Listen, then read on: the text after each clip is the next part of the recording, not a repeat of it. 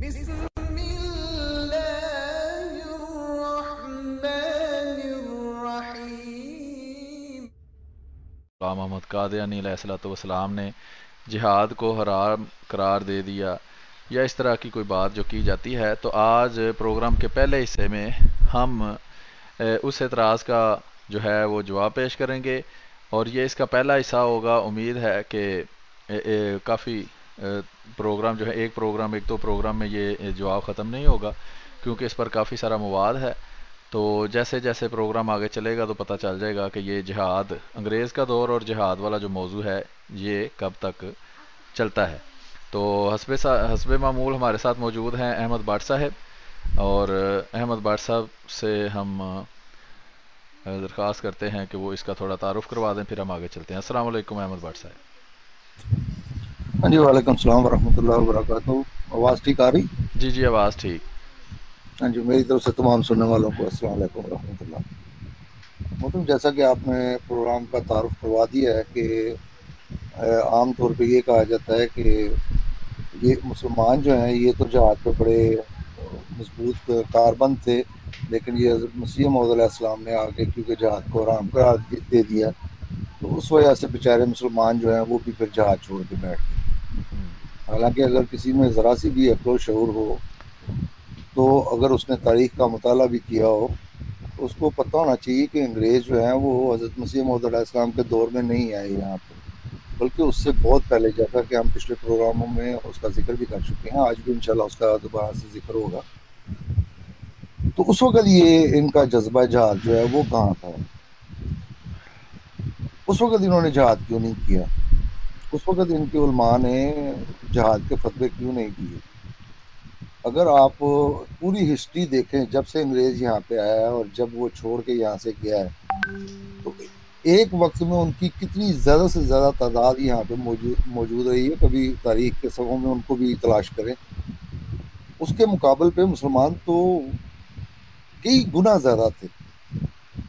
تو پھر کیا وجہ تھی کہ انہوں نے اس وقت ان سے جہاد کر کے، جیسا کہ اللہ تعالیٰ کا بھی حکم ہے کہ اگر تم تھوڑے بھی ہوگے تو تب بھی تمہیں اتنے گنا پہ غلبہ جو ہے وہ حاصل ہوگا، لیکن اس کے باوجود کہ انگریز تھوڑے سے تھے اور یہ تعداد میں بہت زیادہ تھے، اور اس وقت یہ فرقہ واریت بھی نہیں تھی جس کو یہ بہانہ باز دفعہ بنا لیتے ہیں کہ انگریز نے آ کے ہم کو تقسیم کر دیا۔ تو اس وقت تو یا شیعہ تھے یا سنی تھے، دو ہی یہ گروہ تھے۔ یہ باقی دیوبندی اہل حدیث جتنے بھی ہیں، بریلوی وغیرہ، یہ تو بہت بعد کی باتیں ہیں۔ تو میرے کہنے کا مقصد یہ کہ جب انگریز نے یہاں پہ قدم جمانا شروع کیے، جب اس نے حملہ کیا یا حملے کرنے شروع کیے، تو اس وقت ان کا جذبہ جہاد کہاں پہ تھا؟ دوسری بات، اگر کسی میں ذرا سا بھی عقل اور شعور ہو تو وہ اس کے ذہن میں فوراً یہ بات آنی چاہیے کہ حضرت مسیح موعود علیہ السلام جن کو کوئی جانتا تک نہیں تھا، ان کے بڑے بڑے پیر جن کے ہزاروں نہیں لاکھوں کے حساب سے مرید تھے، انگریز کو تو ان کے فتوے چاہیے تھے جن کا اثر و رسوخ لوگوں پہ ہو، نہ کہ اس شخص کا فتویٰ چاہیے تھا جس کو نہ صرف کہ لوگ بہت کم جانتے تھے، اور جو جانتے تھے انہوں نے اس پہ کفر کے فتوے لگائے ہوئے تھے۔ تو وہ اگر جہاد کے منسوخ ہونے کا فتویٰ دے بھی دیتا تو اس کا اثر سوائے اس کے جو چند ماننے والے ہیں اس کے علاوہ تو کسی پہ نہیں ہونا چاہیے تھا۔ لیکن یہ عجیب بات ہے کہ بقول ان کے جہاد کو منسوخ کیا حضرت مسیح موعود علیہ السلام نے، اور جہاد کرنا انہوں نے چھوڑ دیا۔ تو اس وقت گویا انہوں نے حضرت مسیح موعود علیہ السلام کی پیروی کی۔ اس لیے میں نے یہ مناسب سمجھا ہے کہ پہلے وہ اگر جہاد سننے والے ہیں ان کو اس وقت کے جو حالات ہیں وہ بتائے جائیں، انگریز کب سے یہاں پہ آیا، اور اس کے ساتھ ساتھ ایک اور اعتراض جس کا ہم بار بار ذکر کر چکے ہیں کہ یہ کہتے ہیں کہ انگریزوں نے مسلمانوں سے حکومت چھینی تھی۔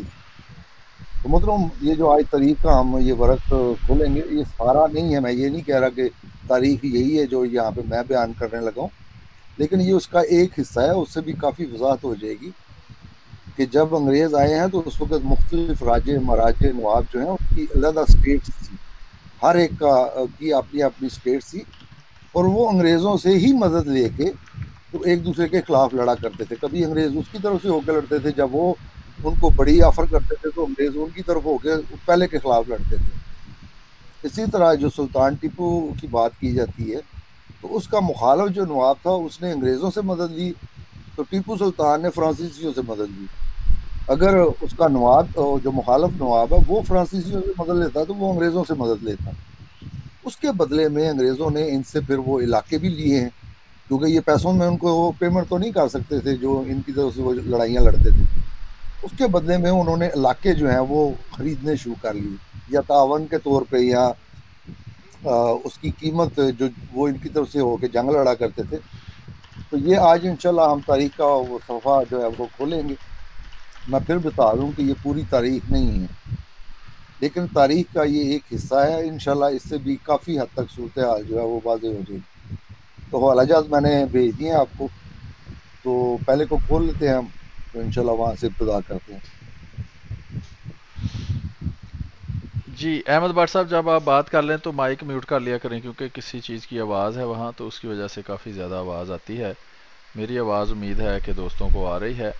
تو ابھی میں اس کو یہاں بھی شیئر کر دیتا ہوں تاکہ دیکھنے والے یہاں بھی دیکھ لیں. تو یہ ہے جناب پہلا حوالہ، تذکرہ قاضی محمد ثناء اللہ پانی پتی، مؤلف تفسیر مظہری ڈاکٹر محمود الحسن عارف صاحب، ادارہ لکھا ہوا ہے. یہ اس کا تفصیل آگے موجود ہے، جملہ حقوق وغیرہ اور تاریخ طبع وغیرہ لکھی ہے. اس کے ہم دیکھتے ہیں ابھی صفحات کو.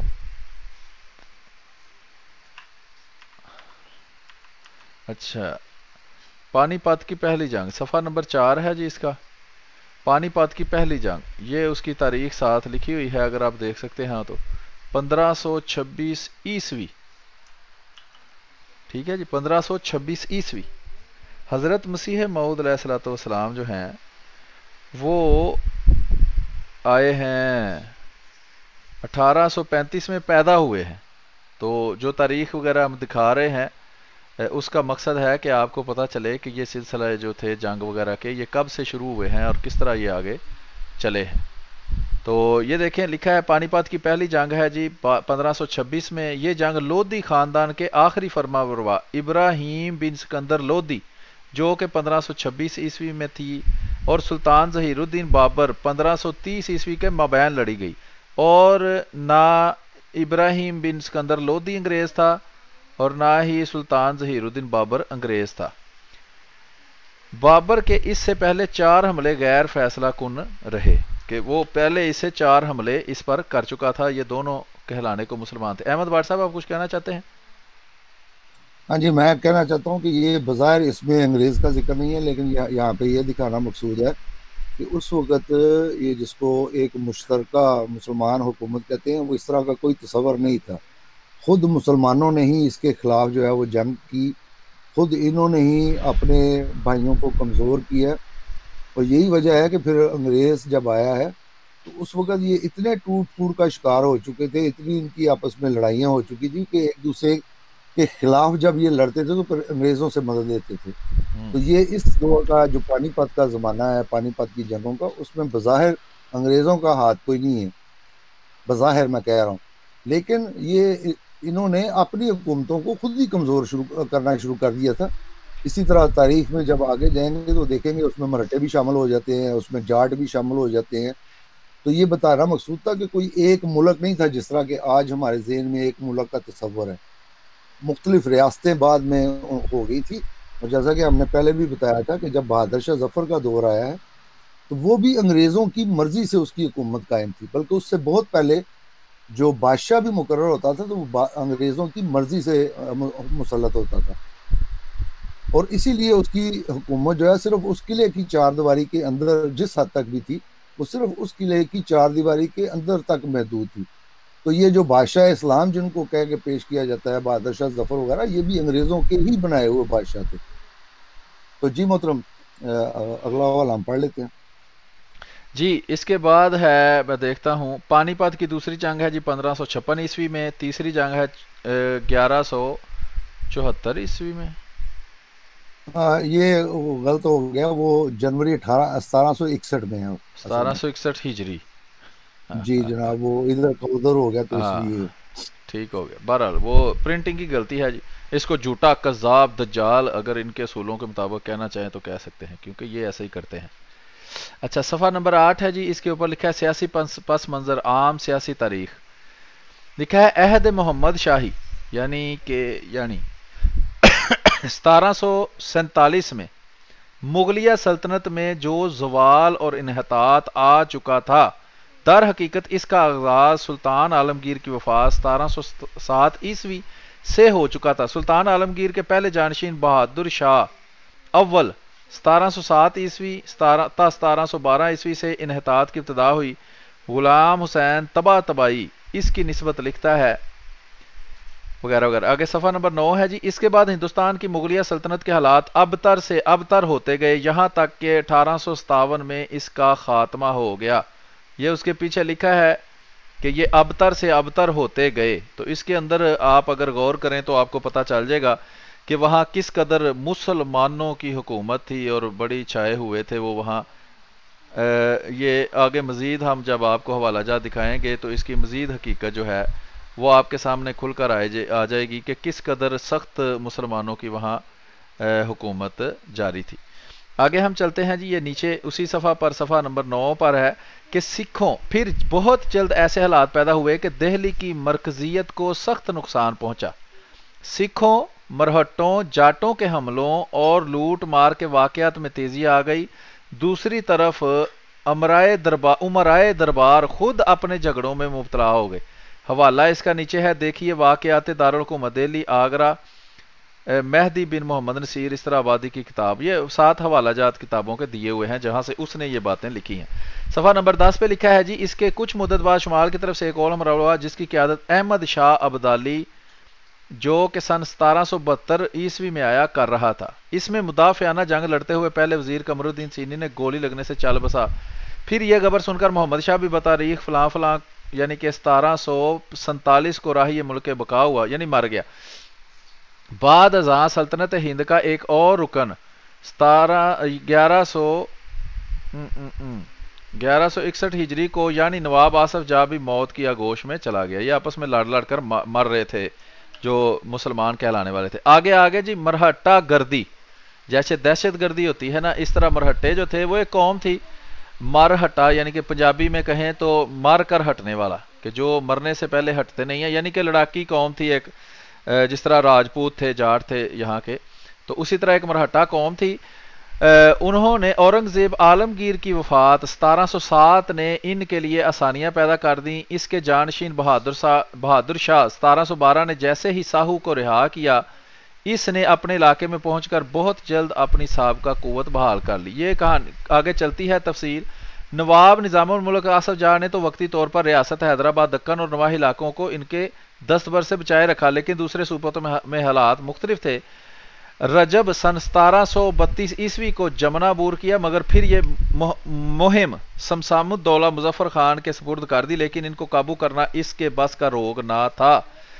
آگے لکھا ہے، مرہٹے بہت خود سر ہو گئے تھے اور خود بادشاہ کے عزل و انتخاب میں ان کا عمل دخل تھا۔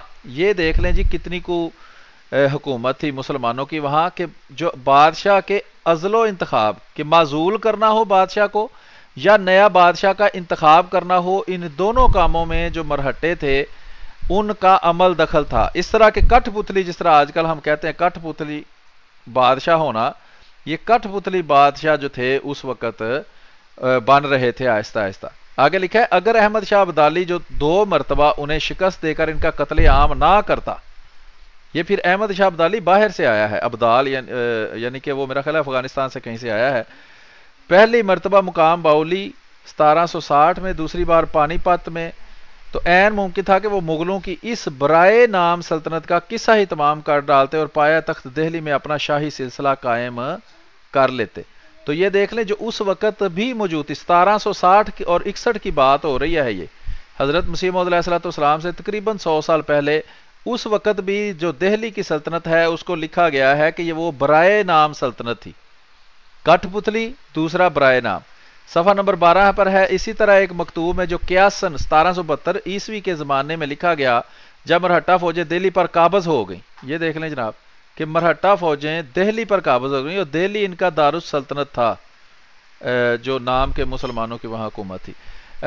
13 سکھ گردی، وہ ہو گیا مرہٹوں کا دور کے مرہٹوں سے مرہٹے کس قدر اس علاقے پر قابض ہو رہے تھے اور جنگ وغیرہ کر رہے تھے۔ اور اب اس کے آگے آ گیا ہے سکھ گردی یعنی سکھوں کا دور، صفحہ نمبر 13 ہے اسی کتاب کا۔ اس میں لکھا ہے کہ قاضی صاحب کے عہد کی سیاست کا ایک اور اہم عنصر پنجاب کے سکھ تھے۔ یہ دیکھ رہے ہیں حضرت مسیح موعود علیہ الصلوۃ والسلام چونکہ پنجاب میں تشریف لائے ہیں تو پنجاب کے علاقے کی تاریخ خاص طور پر ایک اہمیت رکھتی ہے۔ اس کو غور سے سنیں، بعد میں بھی انشاءاللہ کوشش کریں گے کہ آپ کو پنجاب کی مزید تاریخ جو ہے اس زمانے کی وہ بتائی جائے۔ لکھا ہے کہ قاضی صاحب کے عہد کی سیاست میں ایک اور اہم عنصر پنجاب کے سکھ تھے جنہیں 10ویں گرو گوبند سنگھ، جس کا دور یہاں لکھا ہوا ہے 1661 سے 1708 تک۔ یہ گرو گوبند سنگھ بہت مشہور گرو ہے ان کا، جس نے شروع میں ان کو اکٹھا کیا، جس کی وجہ سے وہ لڑ کر تو علاقوں پر فتح یاب ہوئے۔ اور بندہ بیراگی جو کہ 1706 عیسوی نے فوجی اور عسکری تربیت دے کر میدان سیاست میں لا کھڑا کیا۔ تو یہ گرو گوبند ان کا جو تھا جو 1708 میں مر بھی گیا تھا، یعنی کہ وہ حضرت مسیح موعود علیہ السلام سے کوئی 100-125 سال پہلے ہی آ کے مر بھی گیا تھا، جس کی وجہ سے سکھ جو تھے وہ منظم ہو کر پنجاب میں انہوں نے اپنی حکومت بعد میں قائم کر لی تھی۔ سکھوں کے 10ویں گرو گوبند کی پر اسرار موت نے جسے مغل حکومت کی جانب منسوب کیا گیا ہے، بندہ بیراگی کے لیے سکھوں کی تنظیم سازی آسان کر دی۔ ان کی تاریخ میں پہلی نمود سرہند پر خوفناک حملے 1709، یہ دیکھیں 1709 میں سکھوں نے پنجاب کے اندر حملے شروع کر دیے اور منظم جو ہے ایک سلطنت بنانے کی کوشش انہوں نے شروع کر دی کی صورت میں ہوئی۔ مرکزی حکومت کی کمزوری کے باعث بندہ بیراگی کئی سال تک ادھر ادھر لوٹ مار کرتا رہا۔ تو یہاں بھی وہ اہم بات جس کی طرف ہمارا اشارہ ہے کہ مرکزی حکومت جو ہے وہ کمزور ہو چکی تھی، اس کی کوئی طاقت باقی نہیں رہی تھی، کوئی دہشت کوئی چیز باقی نہیں رہی تھی، وہ نام کی حکومت تھی، کام کی حکومت نہیں تھی، صرف نام کی حکومت تھی، وہاں کوئی بھی قابل ذکر کام نہیں ہو رہا تھا۔ آگے لکھا ہے مگر بالآخر عبدالصمد تورانی گورنر صوبہ لاہور نے اسے گرفتار کر کے فرق سے حکم سے ماہ اس کے ہزاروں ساتھیوں کے قتل کر دیا۔ یہ 1713 میں وہ قتل ہو گیا۔ بندہ بیراگی کے قتل سے وقتی طور پر سکھوں کی اس تحریک کو روکنے میں مدد ملی، مگر 1739 کے حملہ نادری سے جو مرکزی حکومت کو ناقابل تلافی نقصان پہنچا، اس نے سکھوں کو دوبارہ منظم ہونے کا موقع دیا۔ اور یہ جو یہاں نادری جو لکھا ہوا ہے حملہ نادری، جہاں تک میرا خیال ہے اس سے مراد نادر شاہ رنگیلا کا حملہ ہے، جو خود مسلمان کہلانے والا تھا اور اس نے دہلی کی حکومت پر حملہ کر کے اس کو بے انتہا نقصان پہنچایا۔ جی احمد بٹ صاحب۔ جی محترم نادر شاہ تک ٹھیک ہے، لیکن یہ رنگیلا کا اضافہ میری طرف سے تو اچھا اگر آپ کے علم میں تو مجھے نہیں پتا۔ نہیں مجھے نہیں وہ پتا۔ رنگیلا میں جس کو رنگیلا کہا جاتا ہے وہ ایک اور مغل بادشاہی تھا، اس کو اچھا ٹھیک ہے، ہو سکتا ہے نادر شاہ یہ اور دکھانا مقصود یہ تھا کہ خود مسلمانوں نے ہی اس پہ حملے کر کے تو اس کو حکومت کو اتنا کمزور کر دیا تھا کہ یہ مختلف جتھے جو ہیں انہوں نے پھر اپنی اپنی حکومتیں اپنی اپنی ریاستیں وہ بنا چکے تھے۔ یہ اصل میں مقصد دکھانے کا، ورنہ تاریخ میری بھی بڑی کمزور ہے، خاص طور پہ جب اسکول وغیرہ میں اس کا پرچہ ہوتا تھا تو سردردی ہوتا تھا، تو اس لیے مجھے پتا ہے کہ آج کا موضوع جو ہے وہ تھوڑا سا مشکل اور خشک ہے، لیکن یہ ہم دکھانا چاہتے ہیں کہ اس وقت حالات اور واقعات کیا تھے، کیونکہ جو بھی بات کی جاتی ہے اس کے لیے اس وقت کے حالات کو جاننا بہت ضروری ہے۔ جیسا کہ خود دوسروں نے بھی اس بات کا ذکر کیا ہے، جی ہمارے بڑوں نے جو فتوے دیے ہیں جہاد کے بارے میں، اس وقت کے حالات کو مد نظر رکھ کے دیکھیں کہ اس وقت انہوں نے یہ فتوے دیے تھے۔ جی محترم۔ اچھا دوسرا عرض یہ ہے کہ میں نے چیک کر لیا ہے، یہ نادر شاہ رنگیلا ہی ہے حملہ کرنے والا 1739 میں جس نے حملہ کیا۔ اس وقت جو مغل بادشاہ تھا اس کا نام تھا محمد شاہ، تو اس کے دور میں نادر شاہ رنگیلا ایک ہی ہے، وہی نادر شاہ رنگیلا ہے جس نے حملہ کیا تھا، اور یہ لنک اس کا موجود ہے، میں یہ آپ کو بھیج بھی دیتا ہوں تاکہ تھوڑا اس میں کنفرمیشن ہو جائے۔ بہرحال ہوا یہ کہ اس نادر شاہ نام کے مسلمان کہلانے والے نے ہی جب سکھ ابھی کمزور ہو رہے تھے تو مسلمان کہلانے والی مرکزی دہلی حکومت پر حملہ کر کے اس کو مزید کمزور کر دیا اور سکھوں کو پھر طاقتور ہونے کا موقع دیا۔ تو یہ آگے وہی بات لکھی ہوئی ہے کہ سکھوں کو دوبارہ منظم ہونے کا موقع فراہم کر دیا۔ چنانچہ 1740 میں سکھوں کے دو جتھے یعنی یہ بالکل حضرت مسیح موعود علیہ السلام سے پورا 100 سال پہلے، یہ کوئی 3-4 سال اوپر نیچے ہو جائیں تو یہ 1835 میں حضرت مسیح موعود علیہ السلام پیدا ہوئے ہیں، اس سے پورا 100 سال پہلے سکھوں کی جو حکومت ہے پنجاب کے اندر وہ قائم ہونا شروع ہو گئی تھی۔ یہ وہ لکھتا ہے کہ چنانچہ 1740 میں سکھوں کے 2 جتھے یعنی زیریں ستلجی جو دریائے ساتلج کے شمال میں پٹیالہ اور کرنال میں آباد سکھوں کا جتھا تھا، اور بالائی ساتلجی یعنی دریائے ساتلج کے شمال مغرب لدھیانہ کے لاہور مابین سکھوں کا گروہ الگ الگ منظم ہو رہے تھے۔ آگے ہے، تاہم حصول اقتدار میں اولو ذکر کو مؤخر ذکر کی نسبت جلد کامیابی حاصل ہوگی، کیونکہ پٹیالہ پر ان کا راج قائم ہو گیا۔ اس جتھے نے جو جاٹوں کی ہمراہی میں اور دارا نات شاہ کی زیر قیادت تھا، 1740 میں پھر سرہند پر حملہ کیا، مگر عظیم اللہ مغل سپہ سالار کے ہاتھوں منہ کی کھائی۔ یعنی کہ اس وقت یہ وہ دور تھا جب سکھوں نے اپنی جو ہے سلطنت کے قیام کی بنیادیں رکھنا شروع کر دی تھیں، حملے کرنے شروع کر دیے تھے۔ تو آگے ہم چلتے ہیں جی۔ پھلکیاں مثل کے ایک سردار آلہ سنگھ، جس نے عظیم قبل سرہند کے نواحی علاقے پر قبضہ کر کے ریاست پٹیالہ قائم کر لی، کہ جائے نشین امر سنگھ کو احمد شاہ ابدالی نے مہاراجہ کا لقب اور ریاست پٹیالہ کا قانونی وارث اور سرہند کا قلعہ دار تسلیم کر لیا۔ ٹھیک ہے جی۔ جی محترم، یہاں پہ یہ جو احمد شاہ ابدالی ہیں، ان کو باقاعدہ انویٹیشن دے کے بلایا گیا تھا، اور انہوں نے کیا کیا، الٹا زیادہ انہوں نے نقصان کیا ہے، جیسے کہ آگے اس کا ذکر بھی آ جائے گا۔ تو یہ دیکھیں کہ احمد شاہ ابدالی جو ہیں، یہ سبب بنے ہیں انگریزوں کی سکھوں کی جو گورنمنٹ کے یا ریاست کے قیام کے میں۔ ایک طرف سے انہوں نے جو مرکزی حکومت تھی اس کو جو ہے وہ تباہ و برباد کیا، اس میں اتنی طاقت نہیں رہ گئی تھی کہ وہ مختلف جتھوں سے پھر لڑتے، اسی وجہ سے وہ مختلف اسٹیٹس جو ہیں وہ بننی شروع ہو گئی، جیسا کہ اس کا ذکر آگے بھی آئے گا۔ جی محترم جی آگے ہم چلتے ہیں۔ مہاراجہ کا لقب دیا وغیرہ وغیرہ، چنانچہ امبالہ تک کا تمام علاقہ اس کے ماتحت آ گیا۔ پھلکیاں ہی کے ایک اور سردار گجپت سنگھ 1786 نے جنید کی ریاست قائم کر لی، جس کا مرکزی شہر پانی پت سے صرف 42 میل کے فاصلے پر تھا۔ اسی سردار نے کچھ عرصہ تک کرنال پر بھی قبضہ برقرار رکھا تھا۔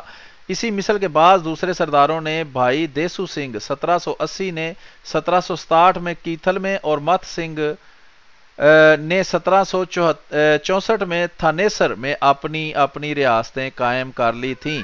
تو یہ دیکھ لیں، جوں 1740 کے بعد وقت آگے گزر رہا ہے، سکھوں کی حکومت پنجاب کے اندر خاص طور پر بڑی مضبوط ہوتی جا رہی ہے۔ اس علاقے کی ایک اور اچھا آگے ہم چلتے ہیں جی۔ یہ ڈیٹ وغیرہ آپ دیکھ، بالخصوص احمد شاہ ابدالی کے تیسرے حملے کے بعد انہوں نے طاقت پکڑنی شروع کر دی۔ یہ 1751 میں دیکھیں، احمد شاہ ابدالی جو ہے وہ وہاں افغانستان کی طرف سے یہاں حملے کر رہا تھا، اور جو مسلمان کہلانے والوں کی حکومت تھی یا مسلمان کی نام نہاد حکومت تھی، نام کی حکومت تھی، اس کو مزید کمزور تر کمزور اس مسلمان کہلانے والے کے حملے جو ہیں وہ کر رہے تھے۔ اور آگے ہم چلتے ہیں۔ یہ دیکھیں، سکھ اقتدار کے تیسرے مرحلے پر بقول سرکار 1794 سے شروع ہوتا ہے، یعنی حضرت مسیح موعود علیہ السلام سے کوئی 50 سال پہلے تیسرا دور ان کا شروع ہو گیا۔ اس میں یہ ہے کہ بالائی سنگھ کے ساتلج کے سکھوں میں باہمی نظم و نسق پیدا ہوا، اور اس علاقے میں مہا سنگھ کی قیادت میں سکر چکیاں مثل نے طاقت پکڑنا شروع کی، اور جلد ہی کئی علاقوں پر اپنی حکومت قائم کر لی۔ رہی صحیح کسر اس کے بیٹے راجہ رنجیت سنگھ، جو کہ بہت مشہور ایک راجہ ہے، بادشاہ ہے ان کا سکھوں کا، جس نے پنجاب میں ایک بڑی مضبوط حکومت قائم بعد میں کر لی تھی، 1839 میں پوری کر دی۔ ٹھیک ہے جی۔ حضرت مسیح موعود علیہ السلام 1835 میں پیدا ہوئے ہیں، اس وقت تک یہ سکھوں کی حکومت زور پکڑتے پکڑتے پکڑتے پکڑتے اس حد تک پہنچ چکی تھی کہ راجہ رنجیت سنگھ جو ہے اس کی حکومت 1839 میں قائم ہو گئی تھی، جس نے پنجاب نواحی علاقوں پر قبضہ کر کے اپنا اقتدار مستحکم کر لیا۔ اسی خاندان سے انگریزوں نے 1845 میں خون ریز جنگوں کے بعد پنجاب کی حکومت چھینی تھی۔ یعنی کہ حضرت مسیح موعود علیہ السلام کا اب زمانہ آ گیا ہے، تو یہ بات ذہن میں رکھیں کہ جس علاقے میں حضرت مسیح موعود علیہ السلام موجود تھے، وہ سکھوں کے قبضہ میں وہ علاقہ تھا، وہ مسلمانوں کے قبضے میں تھا ہی نہیں۔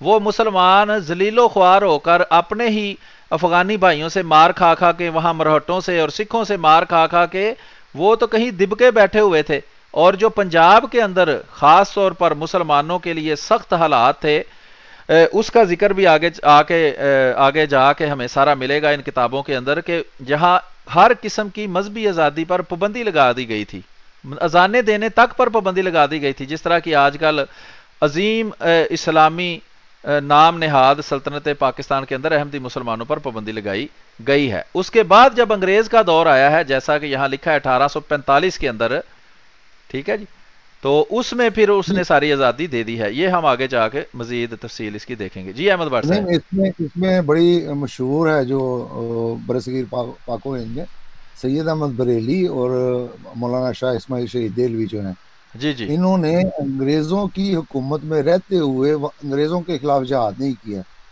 بلکہ انہوں نے سکھوں کے خلاف جہاد کیے۔ اور جب ان سے پوچھا گیا، کیونکہ اس وقت وہ حوالے بعد میں انشاءاللہ آئیں گے، میں صرف تھوڑا سا اشارتاً بتا دیتا ہوں کہ باقاعدہ ان سے پوچھا گیا کہ انگریزوں کے خلاف آپ جہاد کیوں نہیں کرتے، تو انہوں نے کہا کہ وہ تو بڑی پرامن حکومت ہے، ہمیں ہمارے حقوق دیتی ہے، تو اس وجہ سے ان پہ حکومت نہیں، جہاد ہمارا نہیں بنتا۔ لیکن سکھ جو ہے، بلکہ انہوں نے خود اپنا واقعہ ایک بیان کیا ہے کہ میں کس طرح ایک گاؤں میں گیا تو وہاں پہ کنویں پہ مجھے کچھ عورتیں ملی، تو انہوں نے بتایا کہ وہ مسلمان لڑکی ہیں جن کو سکھوں نے اپنے گھروں میں ڈالا ہوا ہے۔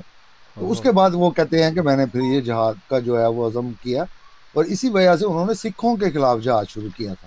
انگریزوں کے خلاف انہوں نے نہ کبھی ارادہ کیا، بلکہ انگریز ان کی اس معاملے میں مدد بھی کرتے رہے ہیں، پیسوں سے بھی، اور ویسے بھی ان کو اجازت دی کہ وہ مجاہدین جو ہیں وہ انگریزوں کے علاقے سے اکٹھے کر کے تو سکھوں کے خلاف جو ہیں وہ حملے کریں۔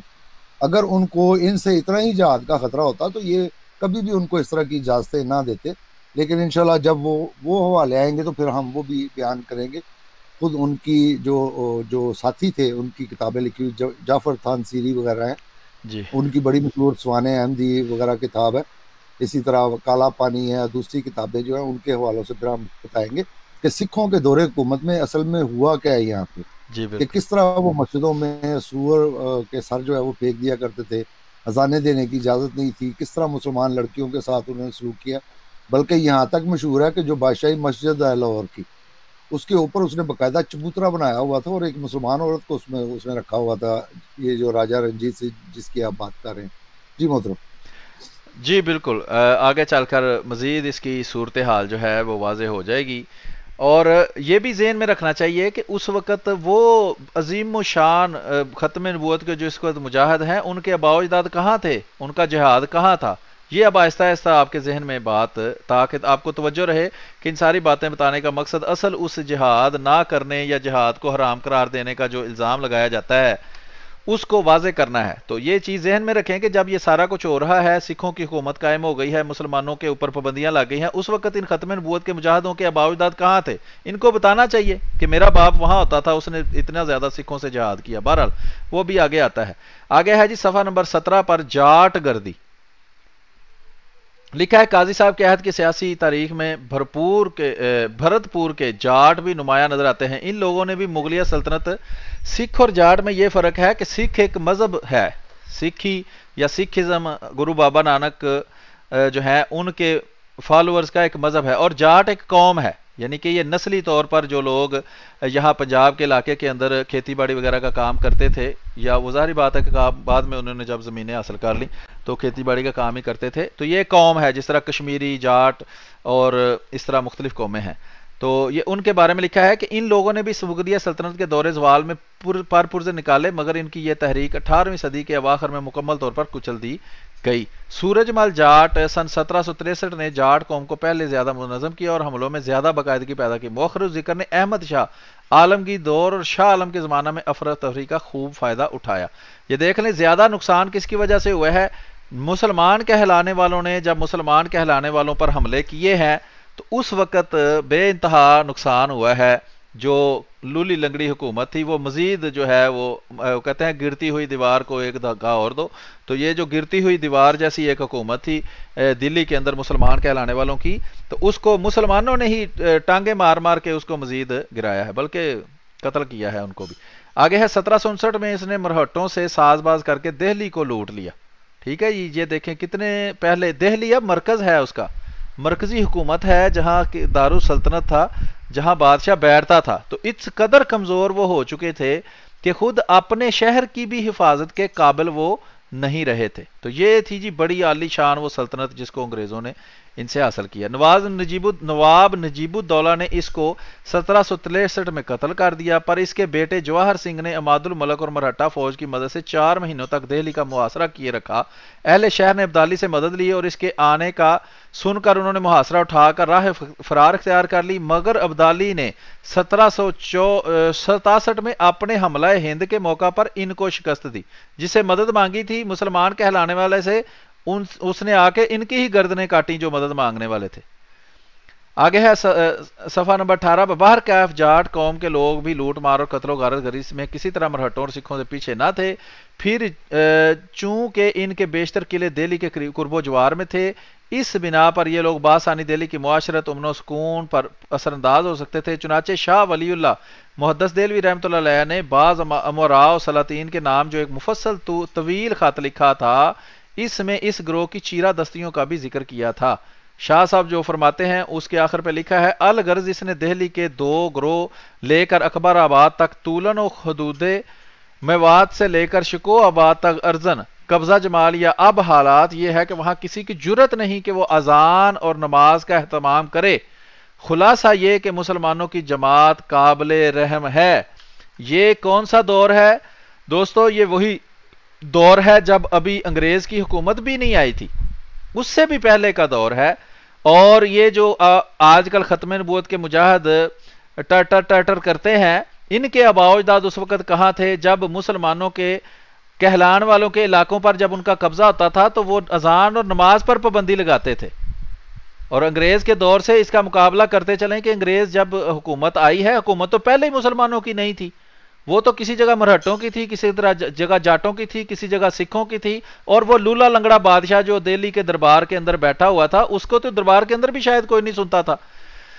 تو وہاں دیکھ لیں کہ سب سے زیادہ ظلم یہ تھا پنجاب کے اندر بھی، جہاں حضرت مسیح موعود علیہ السلام آئے ہیں، کہ مذہب کی آزادی نہیں تھی۔ اور سب سے بڑا ریلیف جو انگریزوں کے دور میں ملا ہے، اور فرق جو سب سے بڑا دونوں میں ہے، اور جس کی وجہ سے حضرت مسیح موعود علیہ السلام نے اور خود ان ختم نبوت کے مجاہدوں کے ماننے ہوئے مجددوں وغیرہ نے جو فرق بتایا ہے، وہ یہی فرق تھا کہ وہ مذہبی آزادی دیتے تھے، بلکہ مذہب کے لحاظ سے تو مادر پیزر آزادی انہوں نے دے دی تھی۔ تو آگے دیکھتے ہیں جی روہیلا گردی۔ یہ روہیلا بھی ایک قوم تھی۔ شاہ ولی اللہ محدث دہلوی رحمۃ اللہ علیہ اور مظہر رشید نے ہندوستان میں مسلم تہذیب کو تباہی سے بچانے کے لیے جن 2 طاقتوں پر اعتماد کیا، ان میں ایک احمد شاہ ابدالی تھا اور دوسرا روہیلے تھے۔ اور یہ بھی صحیح ہے کہ روہیلوں کو اسلام اور بزرگان اسلام سے سچی محبت تھی، مگر دوسری طرف یہی روہیلے لوٹ مار اور قتل و غارت گری میں بری طرح بدنام تھے۔ ٹھیک ہے جی۔ دراصل روہیلوں کی حالت نادان دوستوں کی سی تھی، جو دوستی کے رنگ میں بھی ایک گنا عداوت مزمے رکھتے تھے۔ اس بنا پر حضرت مظہر بھی ان سے نالا تھے، کیونکہ ان کے دست درازیوں سے دہلی اور پانی پت دونوں ہی محفوظ نہ تھے۔ تو یہ دہلی دیکھ لیں کہ اس قدر کمزور اور لولی لنگڑی بیچاری حکومت تھی وہاں دہلی کی کہ خود اپنے شہر کی حفاظت نہیں کر سکتی تھی۔ وہ جاہو جلال جو کبھی ہوتا تھا ان کا مغلوں کا یا دوسری جو قومیں یہاں حکمران رہی ہیں افغان، وہ ختم ہو چکا تھا۔ یہ ایک سمجھے کہ مری ہوئی مکھی جیسا ان کا حال تھا، جس پہ آ کے پھر انگریزوں نے آرام سے قبضہ کر لیا ہے۔ اور اگر وہ قبضہ نہ کرتے تو ہو سکتا ہے کہ مسلمان جو 200 سال انگریز کا دور ہے، اگر وہ مرہٹوں کا، سکھوں کا، جاٹوں کا، روہیلوں کا دور ہوتا تو ہو سکتا ہے وہ ان کو فنا ہی کر دیتے۔ تو یہ تو اللہ تعالیٰ نے اپنی طرف سے ایک بھیجا ہے۔ اور ہمارے مقابلے میں جب ان کے بارے میں بات کریں تو ایک میرے ذہن میں بات ہے، یہ کہتے ہیں اہل قرآن ہے، وہ اہل کتاب ہیں، وہ قادیانیوں سے بہتر ہیں۔ تو وہ مرہٹوں، جاٹوں، سکھوں اور ان سے بہتر نہیں تھے وہ، کہ اللہ تعالیٰ نے ان کو ختم کر کے تو ایک اہل کتاب کی حکومت وہاں لاگو کر دی، جس نے مذہبی آزادی آپ کو دی۔ آگے چلتے ہیں۔ لکھا ہے مظہر کے خطوط میں یہ بات لکھی ہے کہ صاحب من روہیلے آدمی نہیں ہیں، گو وہ حضرت آدم کی ہی اولاد ہیں، اور میرا مزاج جیسا کہ آپ کو معلوم ہے قطعاً کسی کی رعایت نہیں کرتا۔ حضرت مظہر کے مطابق یہ لوگ بالکل اعتماد کے لائق نہ تھے، دوستی کے رنگ میں بھی دشمنی کر جاتے تھے۔ آگے نیچے لکھا ہے صفحہ نمبر 20 پر ہم پہنچ چکے ہیں کہ روہیلوں کو ایک طرف یہ اعزاز ہے کہ ان کے ایک رئیس نواب نجیب الدولہ نے مرہٹوں کی سرکوبی میں نمایاں خدمات انجام دیں، تو دوسری جانب ان پر یہ بھی الزام بھی ہے کہ ان کے بعض اخلاف، مثلا نواب ضابطہ خان اور غلام قادر روہیلا وغیرہ نے سکھوں، جاٹوں اور مرہٹوں سے ساز باز کر کے سلطنت دہلی کی مشکلات میں اضافہ کر دیا ہے۔ غلام قادر روہیلا کی شاہ عالم کی آنکھ نکالنے کا واقعہ تو اس قوم کی تاریخ کا انتہائی تاریک باب ہے۔ اسی بنا پر یہ کہا جا سکتا ہے کہ شاہ ولی اللہ محدث دہلوی رحمۃ اللہ نے اس قوم سے جو توقعات وابستہ کی تھیں وہ پوری نہ ہو سکی.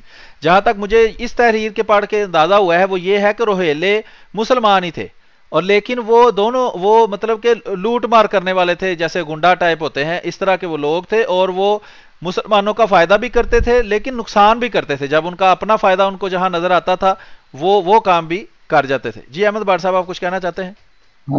جی محترم ٹھیک ہے، آپ نے خود ہی وضاحت کر دی ہے. روہیلے جو ہے وہ بنیادی طور پہ مسلمان ہی تھے. ہاں تو دوبارہ مجھے پتہ نہیں کیوں وہ بات ابھی تک کھٹک رہی ہے وہ نادر شاہ والی. تو نادر شاہ کے مقابل پہ جو محمد شاہ تھا، جی محمد عالم یا محمد شاہ جو بھی ہے، اس کو محمد شاہ رنگیلا کہا جاتا ہے. نادر شاہ کو نہیں رنگیلا کہا جاتا، بلکہ جو مغل حکمران تھا محمد شاہ، اس کو محمد شاہ رنگیلا کے نام سے یاد کیا جاتا ہے. ٹھیک، ہاں یہ بات ہے، وہ پھر اس کی وضاحت ہو جائے گی. ہاں صحیح ہے جی محترم. اچھا آگے ہم چلتے ہیں جی انگریز راج. اب جو دیکھیں وہ سارے دور گزرنے کے بعد انگریز کا دور جو ہے وہ شروع ہوتا ہے. اس کی تاریخ بھی دیکھتے ہیں کہ وہ کیسے یہاں قائم ہوا یا اس وقت کیا حالات تھے، تاکہ آپ کو وہ دور جو حضرت مسیح موعود علیہ الصلوۃ والسلام کا دور ہے اور حضرت مسیح موعود علیہ الصلوۃ والسلام کے بیانات جن کو آج یہ عوام کی لا علمی کی وجہ سے عوام کو گمراہ کرنے کے لیے استعمال کرتے ہیں، اس کی حقیقت جو ہے وہ آپ دوستوں کو پتہ چل سکے. آپ جو احمدی دوست اور ہمارے غیر احمدی مسلمان کہلانے والے یا کوئی بھی اہل علم دوست بندہ جو ہے وہ ہماری گفتگو سن رہا ہے تو امید ہے کہ اس کو اس سے فائدہ ہوگا. انگریز راج میں چلتے ہیں جی. قاضی محمد ثناء اللہ کے زمانے کا ایک نہایت اہم واقعہ انگریزی حکومت کا برصغیر پاک و ہند میں قیام ہے. اس منزل تک پہنچنے کے لیے انگریز کو بڑی طویل جدوجہد کرنا پڑی. سن 1498 میں جب واس گوڈے گاما نے ہندوستان کے لیے یورپ سے سفر کا آسان بحری راستہ تلاش کیا. یہ دیکھیں جی کب شروع ہوتا ہے، 1498 سے یہ کہانی شروع ہوتی ہے عیسوی سے. آج سے کچھ 600 سال پہلے، 600 نہیں تو 500 سال پہلے تو کم از کم ہے. اچھا سیاسی اعتبار سے چونکہ یورپ میں یہ زمانہ بیداری کا تھا، اسی بنا پر اس دریافت کے ذریعے یورپین اقوام کو برصغیر پر اپنا قبضہ مستحکم کرنے کا خیال پیدا ہوا. چنانچہ 1510 میں پرتگالیوں نے ریاست بیجاپور کے ایک جزیرے گوا پر زبردستی قبضہ کر لیا. 1510 میں جناب ہندوستان کی زمین پر یورپ کے لوگ آ کر قبضے کرنا شروع ہوئے. سب سے پہلا قبضہ کہاں ہوا جی؟ گوا پر بیجاپور میں. مگر بہت جلد فرانسیسی اور برطانوی بحری بیڑوں نے پرتگالیوں کو اس علاقے کی سیاست و تجارت سے یہ صفحہ نمبر 21 ہے جی، دستبردار ہونے پر مجبور کر دیا اور خود اپنی تجارتی کمپنیاں قائم کر کے دور رس منصوبہ بندی کے ذریعے اس علاقے پر بالادستی قائم کرنے کی کوششوں کا آغاز کر دیا. مگر ان میں برطانیہ کے انگریز زیادہ کامیاب ثابت ہوئے. ٹھیک ہے جی، یہ اس کی تھوڑی سی بیک گراؤنڈ ہے. آگے چلتے ہیں جی. اورنگزیب عالمگیر کے عہد حکومت میں انگریزوں کی سرگرمیاں تیز ہو گئیں. یہ لوگ بظاہر ایسٹ انڈیا کمپنی کے پرمٹ پر تجارت کرتے تھے مگر فی الواقع اقتدار پر قبضہ کرنے کے ارادے رکھتے تھے. ان کے بنگال کے مغل گورنر شائستہ خان سے ہگلی، مٹیا برج، کلکتہ اور بالاسور وغیرہ کے مقامات پر متعدد مارکے ہوئے، مگر چونکہ مغلوں کی بحریہ بے حد کمزور واقع ہوئی تھی. یہ دیکھ لیں جناب، مغلوں کی بحریہ بے حد کمزور واقع ہوئی تھی، اسی بنا پر یہ لوگ ہر تادیبی کارروائی سے محفوظ رہے. اپنی طاقتور بحریہ کے بل بوتے پر یہ لوگ حاجیوں کے قافلوں کو لوٹ لیتے. اس کے علاوہ جوڑ توڑ کے بھی ماہر تھے. اسی بنا پر اورنگزیب عالم کی وفات تک یہ دیکھیں اس ابھی بادشاہ موجود ہے تو اس کی زندگی میں انہوں نے کیا کیا، کلکتہ، مدارس، بمبئی اور سورت میں متعدد تجارتی کوٹھیوں کے نام سے قلعے تعمیر کر چکے تھے جس میں ہر قسم کے آتشی اسلحہ رکھا جا چکا تھا. مغلیہ حکومت کے دور طوائف الملوکی، یہ دیکھیں نا طوائف الملوکی یہ ہوتا ہے کہ پہلے ایک مرکزی حکومت تھی، وہ کافی سارے علاقے پر قابض تھی. آہستہ آہستہ جب مرکزی حکومت کمزور ہوتی ہے تو اس ہر علاقے کا بندہ جو ہے وہ اپنے علاقے کا چودھری بن جاتا ہے یا امیر بن جاتا ہے اور مرکزی حکومت کو کوئی اتنی اہمیت وہ نہیں دیتا. انہوں نے بھی اپنی قوت میں اضافہ کر لیا. علاوہ ازیں سیاسی جوڑ توڑ میں مہارت کی بنیاد پر آہستہ آہستہ اپنے مقبوضات میں اضافہ کرنا شروع کر دیا. کہا جاتا ہے کہ ایک مرتبہ جب 1716 میں بادشاہ فرخ سیر بیمار ہوا تو اس کا علاج ایک انگریز ڈاکٹر ہیملٹن گیرل نے کیا تھا جس کی خواہش پر بادشاہ نے کمپنی کے محصول کو معاف کر دیا تھا. ٹھیک ہے جی، وہ دیکھیں ان میں اور اس ہندوستان کے اندر رہنے والی کچھ مختلف قوموں میں یہ فرق تھا کہ وہ وطن پرست تھے، قوم پرست تھے، قوم سے محبت کرتے تھے، ذاتی فائدے کو قوم کے فائدے پر ترجیح دیتے تھے. اور یہ دنیا پرست لوگ تھے، یہاں مطلب پرست تھے، اس لیے وہ ان پر قابض ہو گئے. اپنی خوبیوں کی وجہ سے۔ بعد ازاں انہوں نے لڑاؤ اور حکومت کرو کی پالیسی پر عمل کرتے ہوئے پہلے نواب سراج الدولہ کو 1785 میں پلاسی کے میدان میں اور پھر نواب شجاع الدولہ اور شاہ عالم کی متحدہ فوج کو 1764 میں بکسر کے مقام پر شکست دے کر ہندوستان میں اپنا قدم مضبوطی سے جما لیا۔ تو یہ لولی لنگڑی جو جو حکومت تھی، ایک جی منٹ جی جی، ایک منٹ، یہ آپ سے سن پڑھنے میں غلطی ہوگی، ویسے تو سترہ سو لوگ چونسٹھ دوست جو ہیں وہ دیکھ لیں، ہاں جی ہاں جی، اس میں کوئی فرق نہیں پڑتا۔ یہ سراج الدولہ جو ہے یہ پالیسی کی جو پلاسی، جنگیں ہیں وہ شروع ہو جی جائیں گی کہ ہاں پلاسی کی ساری، اس میں یہ دیکھیں 1757 کا ذکر ہے، ٹھیک، اور 1857 میں ان کا جو ہے پھر وہ مکمل قبضہ کہہ لیں 100 پنجاب سال کو لگا چھوڑ ہے، کے، جی ہاں 100 سال یہ تب سے ہے۔ تو اس وقت دیکھ لیں کہ ان کے وہ جذبہ جہاد کیا تھے، بلکہ یہ خود انگریزوں سے مدد لیتے رہے، جیسا کہ اب اگلے صفحوں میں اس کا ذکر بھی آئے گا۔ تو ایک بہرحال میں نے دوسرے کہا کے کہ خلاف، جی بالکل، میں نے کہا کہ ایک جو ہے وہ انگریزوں سے مدد لیتا تھا، دوسرا فرانسیسیوں سے یا پرتگالیوں سے، تو ہاں اس کے بدلے میں پھر یہ ان کو علاقے بھی دیتے تھے کہ یہ اس علاقے کا جو وہ ٹیکس ہے وہ تم کلیکٹ کرو تعاون کے طور پہ، یا وہ جنگ کے وہ کیا کہتے ہیں اس کو، مجھے وہ ٹھیک سے لفظ میرے ذہن میں نہیں آ رہا، کہ جو بھی کسی کی جنگ میں مدد کرتا ہے اس کو بطور صلہ کے وہ مختلف علاقے دیتے تھے کہ یہاں کا ٹیکس جو ہے وہ اب تم کلیکٹ کرو، گویا کہ عملاً وہ ان کی حکومت وہاں پہ قائم ہو جاتی تھی اس علاقے پہ۔ جی محترم آگے پڑھیں۔ جی بالکل آگے چلتے ہیں جی۔ تاہم سلطان میسور فتح علی ٹیپو کے خلاف کامیابی حاصل کرنے میں انہیں خاصی جدوجہد کرنا پڑی، مگر بالآخر 1799 کو سلطان ٹیپو کی آخری پناہ گاہ سرنگا پٹم بھی فتح ہو گئی اور شیر محسور قتل کر دیا گیا۔ اس سے انگریزوں کے حوصلہ اور بڑھ گئے۔ اب ویسے بھی ہندوستان میں ان کے مقابلے کی کوئی طاقت باقی نہ رہی تھی۔ یہ تھی جی وہ دہلی کی عظیم و شان سلطنت کہ جس کے اندر کوئی طاقت موجود ہی نہیں تھی۔ دہلی کا تو یہاں نام ہی کہیں نہیں آتا جی، دہلی کے اندر بھی کوئی حکومت موجود تھی۔ اب سلطان ٹیپو وہاں میسور میں بیٹھا ہوا ہے، وہاں اس سے لڑائی ہو رہی ہے اور وہ کہتے ہیں جی وہ مرا ہے تو ساتھ ہی طاقت ختم ہو گئی ہے۔ تو مرکزی طاقت تو تھی نہیں، دہلی کے پاس تو کوئی طاقت نہیں تھی۔ میں پچھلے حوالوں میں آپ نے دیکھا ہے کہ وہ خود اپنے شہر کی اپنے علاقے کی حفاظت کرنے کے قابل نہیں تھے، تو باقی ہندوستان جو ہے وہ تو طول و عرض میں بھی آپ دیکھیں کتنا بڑا ہندوستان ہے، تو وہاں ان کی کیا بیچاروں کی طاقت ہونی تھی جو جی انگریزوں نے ان سے حکومت چھیننی تھی۔ بہرحال آگے ہے جی، چنانچہ لارڈ لیک نے 1803 میں دہلی اور 1805 میں دوآبا کا تمام علاقہ بشمول پانی پت اپنی تحویل میں لے لیا اور اس طرح ہندوستان دور غلامی کا آغاز ہوا۔ ٹھیک ہے جی، مطلب یہ 1805 میں شروع ہو گیا دور نا۔ تو جی اس بالکل، وقت کتنے تھے جہادی، ان کے کتنے علماء تھے جنہوں نے جہاد کے فتوے دیے ہیں؟ ایک فتوے کا یہ ذکر کرتے ہیں، میں انشاءاللہ اس پہ بھی بات کروں گا، جو مولانا شاہ عبدالعزیز محدث دہلوی ہیں، ان کے ایک فتوے کا ذکر کرتے ہیں کہ دیکھیں جی انہوں نے دیا۔ ابھی اگلے حوالوں میں میرا خیال ہے کہ اس کا ذکر بھی آ جائے گا، تو وہ ڈیٹ معین طور پہ وہاں پہ پتہ چل جائے گی ہمیں۔ دوسری بات یہ ہے کہ جب جہاد کا کوئی فتویٰ دیتا ہے تو دو ہی صورتیں ہیں، یا تو وہ پھر لڑے، نہیں تو وہ ملک چھوڑ کے جائے۔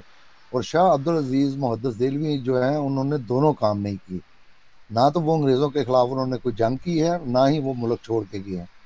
وہ جو انہوں نے دارالحرب کا فتویٰ دیا تھا تو وہ سود کا مسئلہ تھا، کیونکہ ان میں مسلمانوں میں یہ اس وقت مسئلہ چل رہا تھا کہ کافروں سے سود لینا جائز ہے یا نہیں۔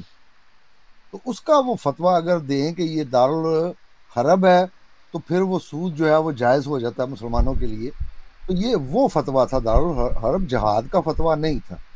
تو یہ بھی بعض دفعہ لوگوں کو دھوکہ دینے کے لیے کہتے ہیں دیکھیں جی وہ شاہ عبدالعزیز محدث دہلوی جو ہے انہوں نے جہاد کا فتویٰ دیا تھا یا ہندوستان کے دارالحرب ہونے کا فتویٰ دیا تھا۔ تو محترم میں پھر بتا دوں، اگر وہ جہاد کا ہوتا فتویٰ تو پھر حضرت جو شاہ عبدالعزیز محدث دہلوی ہیں ان پہ دو ہی کام تھے، یا تو وہ جنگ کرتے، جہاد کرتے، یا پھر وہ علاقہ چھوڑ کے جاتے۔ انہوں نے یہ دونوں کام نہیں کیے، تو اس سے یہ ثابت ہوتا ہے کہ ان کا فتویٰ یہاں پہ پیش کرنا سراسر غلط ہے۔ جی محترم، اور دوسری بات یہ ہے کہ یہ جو نواب شجاع الدولہ وغیرہ ہے، انہوں نے ہی جو ہے وہ ٹیپو سلطان کے خلاف جنگیں لڑی ہیں، اور انہوں نے پھر انگریزوں سے مدد لی۔ اس کے مقابل پہ جیسا کہ میں پہلے بھی بتا چکا ہوں کہ ٹیپو سلطان جو ہے انہوں نے فرانسیسیوں سے مدد لی، اور یہاں تک تھا انگریزوں کا پیغام کہ اگر یہ فرانسیسی فوجی جو ہیں ہمارے حوالے کر دیے جائیں تو ہم یہ جنگ ختم کر دیتے ہیں۔ لیکن ٹیپو سلطان نے کہا کہ کیونکہ میں نے ان کو بلایا ہے تو اس لیے میں آپ کے ہاتھ ان کو نہیں دے سکتا، اس کے لیے مجھے لڑنا اور مرنا منظور ہے۔ تو اس وجہ سے وہ جنگ ہوئی تھی۔ اگر وہ فرانسیسیوں کو ان کے حوالے کر دیتے، جو کہ ان کو نہیں کرنا چاہیے تھا، تو یہ جنگ نہ ہوتی۔ تیسری بات اس میں یہ بتا دوں کہ اگلا جو حوالہ آنے والے ہیں اس میں یہ جو کہتے ہیں نا کہ ہم بڑے شیر و شکر تھے، اس وقت اختلافات نہیں تھے، تو جیسا کہ میں نے خود بتایا ہے کہ اس وقت صرف سنی اور شیعہ یہ دو مسلک تھے یہاں پہ، یہ بریلوی دیوبندی اہل حدیث وغیرہ یہ بات کی باتیں ہیں، بہت بات کی باتیں ہیں۔ اس وقت جو شیعوں کے اور سنیوں کے تعلقات تھے اس کا بھی ذکر آ جائے گا۔ اسی طرح یہ جو ٹیپو سلطان ہیں یہ بھی شیعہ تھے۔ آج جو شیعوں کو کافر کہتے ہیں اس وقت بھی کہتے تھے، یہ نہیں کہ اس وقت نہیں کہتے تھے، اس وقت بھی کافر کہتے تھے، لیکن آج اس کو وہ مسلمان کر کے یہ بڑے فخر سے پیش کرتے ہیں، اس لیے کہ اگر ان لوگوں کو وہ نکال دیں تو ان کے پاس پھر تاریخ میں بچتا کچھ نہیں ہے۔ اسی طرح جب یہ دعوے کرتے ہیں کہ مسلمانوں نے اتنا عرصہ جو ہے وہ ہندوستان پہ حکومت کی ہے، تو اس میں مجھے خود بتائیں کہ کون کون سے جو وہ تھے کٹر قسم کے شیعہ تھے، بلکہ نور جہاں جس کا یہ تاج محل بنا ہوا ہے اس کا بڑا اثر و رسوخ تھا، اور اس نے باقاعدہ شیعہ علماء بلوا کے تو وہ دربار پہ مسلط کیے ہوئے تھے، اور شیعوں کے اس وقت جو ہیں وہ اس قدر حوصلے بڑے ہوئے تھے، جیسے آج کل آپ نے دیکھا ہوگا کہ وہ چھوٹی سی ایک بات ہوئی ہے اس پہ دیکھیں ان کی کس طرح انہوں نے گالیاں دی ہیں، سرین گالیاں جو ہیں ان کی، یہاں تک کہ ان کی خواتین نے بھی بالکل یہی حال تھا جب ان کی اپنی سٹیٹس تھی، اور ایک دو نہیں تھی، ان کی کافی ساری سٹیٹ جو ہیں وہ شیعہ سٹیٹ تھی، لکھنؤ وغیرہ مشہور ہے بڑی نا، ان میں بھی شیعہ سنی فسادات جو ہیں وہ ہوتے رہتے تھے۔ تو یہ دیکھ لیں کہ جب ان کی اپنی ریاستیں ہوں تو پھر وہ کس طرح کا عمل کرتے ہیں۔ آج ان کی حکومت نہیں، تب بھی ان کی زبانیں آپ نیٹ پہ آج دیکھ لیں، جو آج کل ان کا مسئلہ چلا ہوا ہے باغ فدق اور حضرت فاطمہ رضی اللہ تعالیٰ عنہ کو لے کے، تو بتانا یہ مقصود تھا کہ یہ ہر بات میں جھوٹ بولتے ہیں کہ بڑے ہم شیر و شکر تھے، بڑے ہم جہاد پہ تیار بیٹھے ہوئے تھے، یہ تو صرف حضرت مسیح موعود علیہ السلام آئے ہیں، انہوں نے فتویٰ دیا تو پھر ہم نے تلواریں جو ہیں وہ رکھ دی ہیں۔ جی محترم آگے پڑھتے ہیں۔ جی آگے چلتے ہیں، صفحہ نمبر 22 ہم پڑھ رہے تھے، اور یہاں قاضی صاحب کا سیاسی شعور کے نام سے 1796 کے اندر کی گئی ایک بات کے متعلق وہ لکھتے ہیں کہ کافی دیر رافضیوں کی وکالت مراد نجف خان کی وزارت ہے اور کافر سکھوں کے حملے کی تشویش رہی، تقریباً 10 سال سے مرہٹوں کا تسلط ہے، گو دنیاوی اعتبار سے چندہ تکلیف نہیں ہے، مگر رسوم کفریہ کے غلبہ اور اہل اسلام کی مغلوبیت درویشوں کو پریشان خاص رکھتی ہے۔ بادشاہ اسلام اور مسلمانوں کے لشکر جہاد اور اعلاء کلمت اللہ کی توفیق نہیں رکھتے۔ یہ دیکھ لیں جناب، یہ وہ لولے اور لنگڑے اور مردہ بادشاہ تھے جن سے انگریزوں نے حکومت لی ہے، اور وہ قومیں ترقی کر رہی تھیں، تحقیق کر رہی تھیں، محنت کر رہی تھیں۔ وہ اللہ کہتا ہے کہ جو کوشش کرتا ہے اس کو میں اس کا بدلہ دیتا ہوں، کافر بھی کوشش کرے تو اللہ اس کو بدلہ دیتا ہے۔ یہ لولے لنگڑے اپنے گھروں میں پڑے تھے، اور آج کے جو ختم نبوت کے بڑے بڑے مجاہد بننے پھرتے ہیں، ان کے آباء و اجداد پتہ نہیں کہاں تھے، ان کی نسلوں کا ہی پتہ نہیں کہ وہ کس نسل سے تعلق رکھتے ہیں۔ اور بادشاہ کا یہ اشر تھا کہ خود مسلمان ایک تاریخ لکھنے والا کہہ رہا ہے کہ بادشاہ اسلام اور مسلمانوں کے لشکر جہاد اور اعلاء کلمات اللہ کی توفیق ہی نہیں رکھتے تھے۔ تو پتہ نہیں وہ لشکر کیا تھا جو توفیق بھی نہیں رکھتا، تو اس کو نام کوئی اور ہی رکھنا چاہیے۔ آگے ہے جی، مسلمانوں کے درمیان آپس میں پھوٹ پڑی ہوئی تھی، ایک دوسرے کو قتل کر رہے تھے۔ عہد سابق میں چند مرتبہ احمد شاہ ابدالی نے خدا سے اپنی رحمت میں اسودہ کرے ہندوستان آیا اور مسلمانوں کے ذوف میں مزید اضافے کا باعث بنا، اور کوئی بندوبست نہ ہو سکا کہ اگر باہر سے کوئی مدد آئی بھی تو وہ آئی مسلمان کہلانے والوں کے دشمنوں کے لیے، ان کے لیے کوئی مدد نہیں آئی۔ مسلمان آیا تو وہ مسلمانوں کو لوٹنے کے لیے ہی آیا، وہ ان کی مدد کرنے نہیں آیا۔ وہ جہاد، وہ احمد شاہ ابدالی جہاد نہیں کر رہا تھا افغانی۔ اچھا، مسلمانوں کے سردار اس سے برہم ہو گئے اور ملک صوبہ لاہور اور سرہند سکھوں کے قبضے میں چلے گئے۔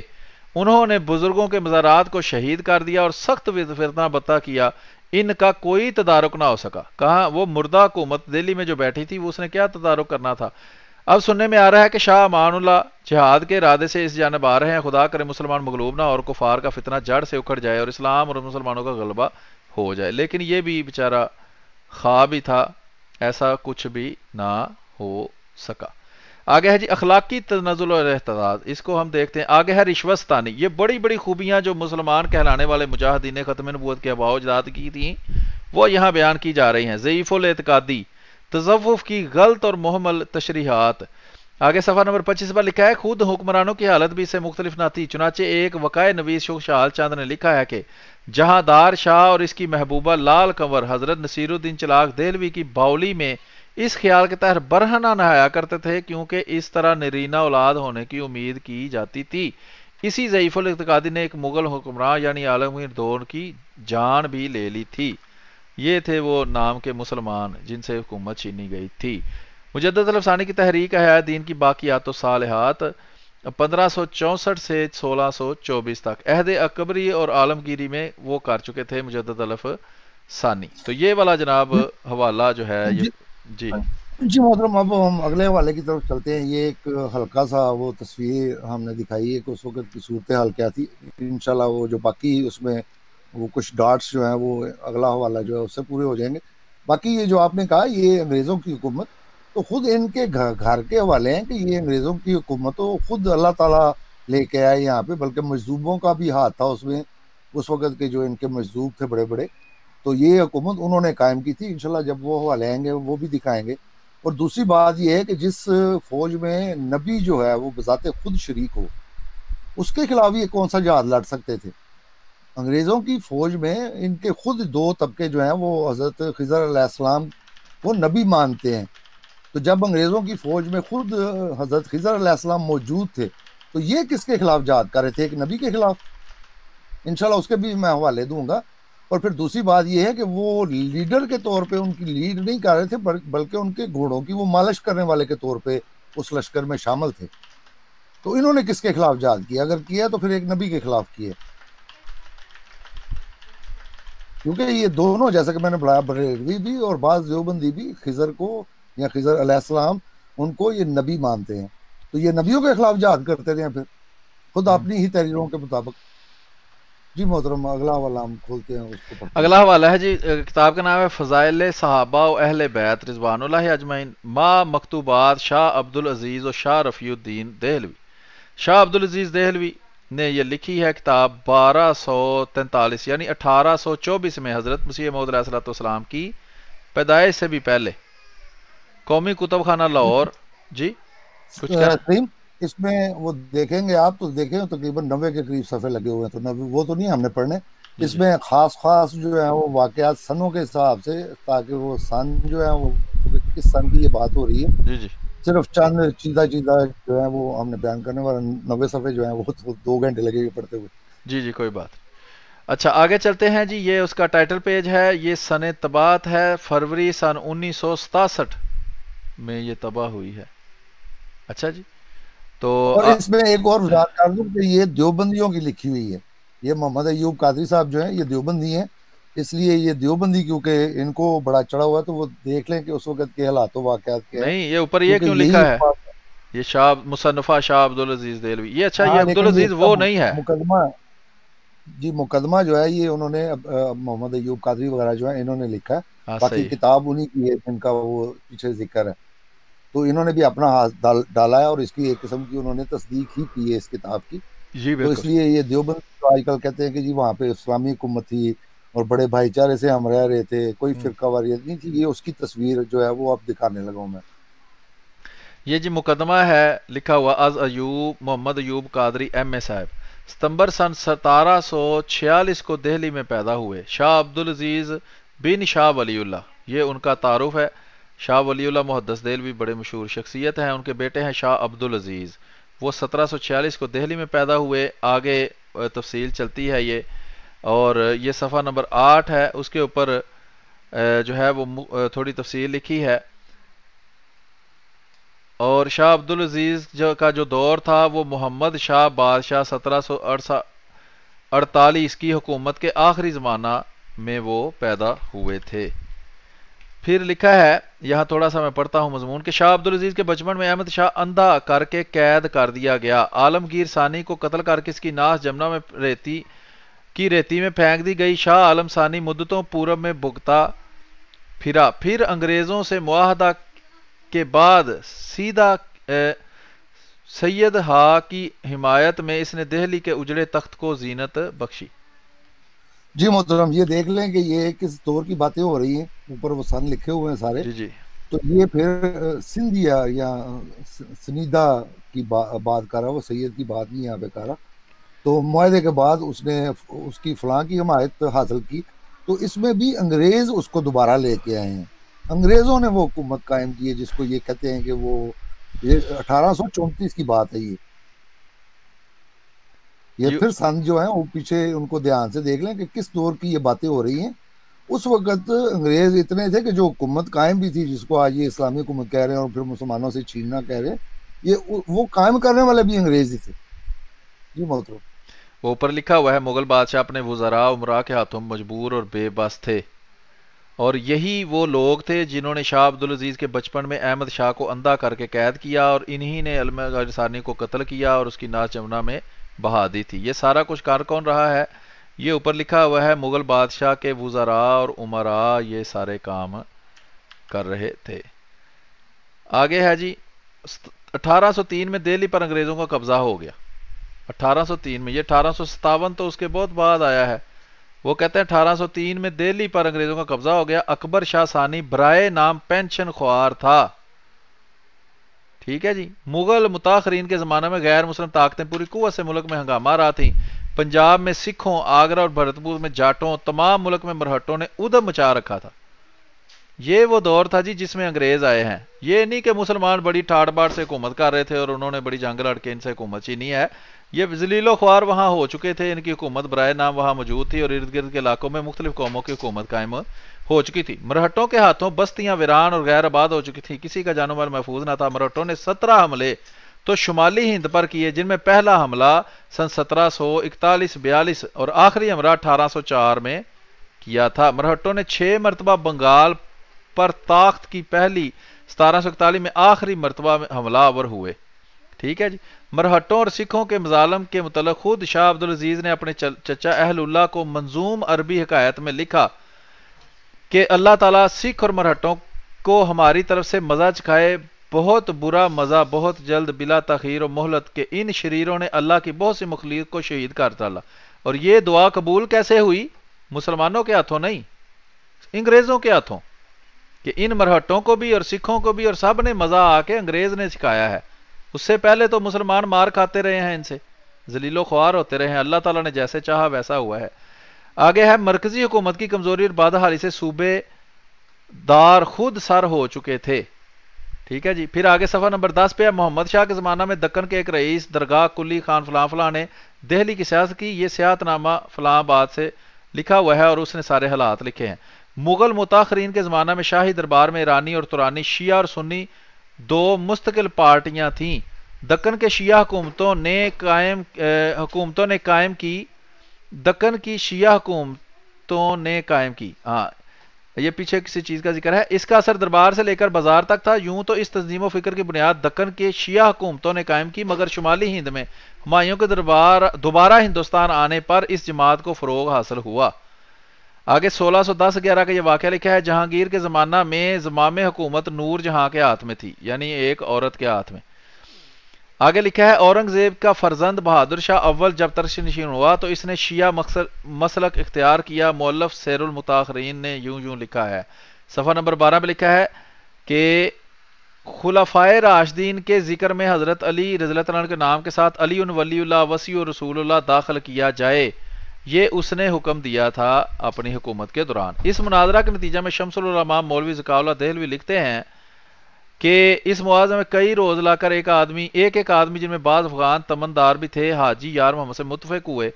اور آگے لمبی تفصیل چلتی ہے. یہ 1722 اور 20 کے واقعات یہاں لکھے ہوئے ہیں. ہاں آگے جی. یہ اس میں یہی دکھانا مقصود تھا کہ یہ جو کہتے ہیں نا کہ اس وقت ہم شیعہ سنی جو ہیں وہ بڑے بھائی چارے کے ساتھ رہ رہے تھے. یہ اس کا وہ تھوڑا سا چہرہ دکھایا کہ یہ تمہارے نہ صرف جھگڑے ہوتے تھے بلکہ مارا ماری بھی ہوتی تھی اور بڑے فسادات بھی ہوئے ہیں، جس میں بعد کے جو لکھنؤ کا فسادات جو ہیں وہ سب سے زیادہ مشہور ہے. کہ اس لیے یہ بھی دھوکہ دینے کی کوشش کرتے ہیں کہ جی اس وقت تو ہم اختلاف نہیں تھا، ہم بڑے شیر و شکر تھے اور سب ایک ہی تھے، ایک ہی آواز تھی ہماری. تو یہ صرف لوگوں کو وہ دھوکہ اور دجل فریب جو ہے، اس لیے کہ لوگوں نے نہ یہ تاریخیں پڑھی ہوئی ہیں. بے شمار کتابیں مل جاتی ہیں، میں کچھ کا ذکر میں کر دوں گا.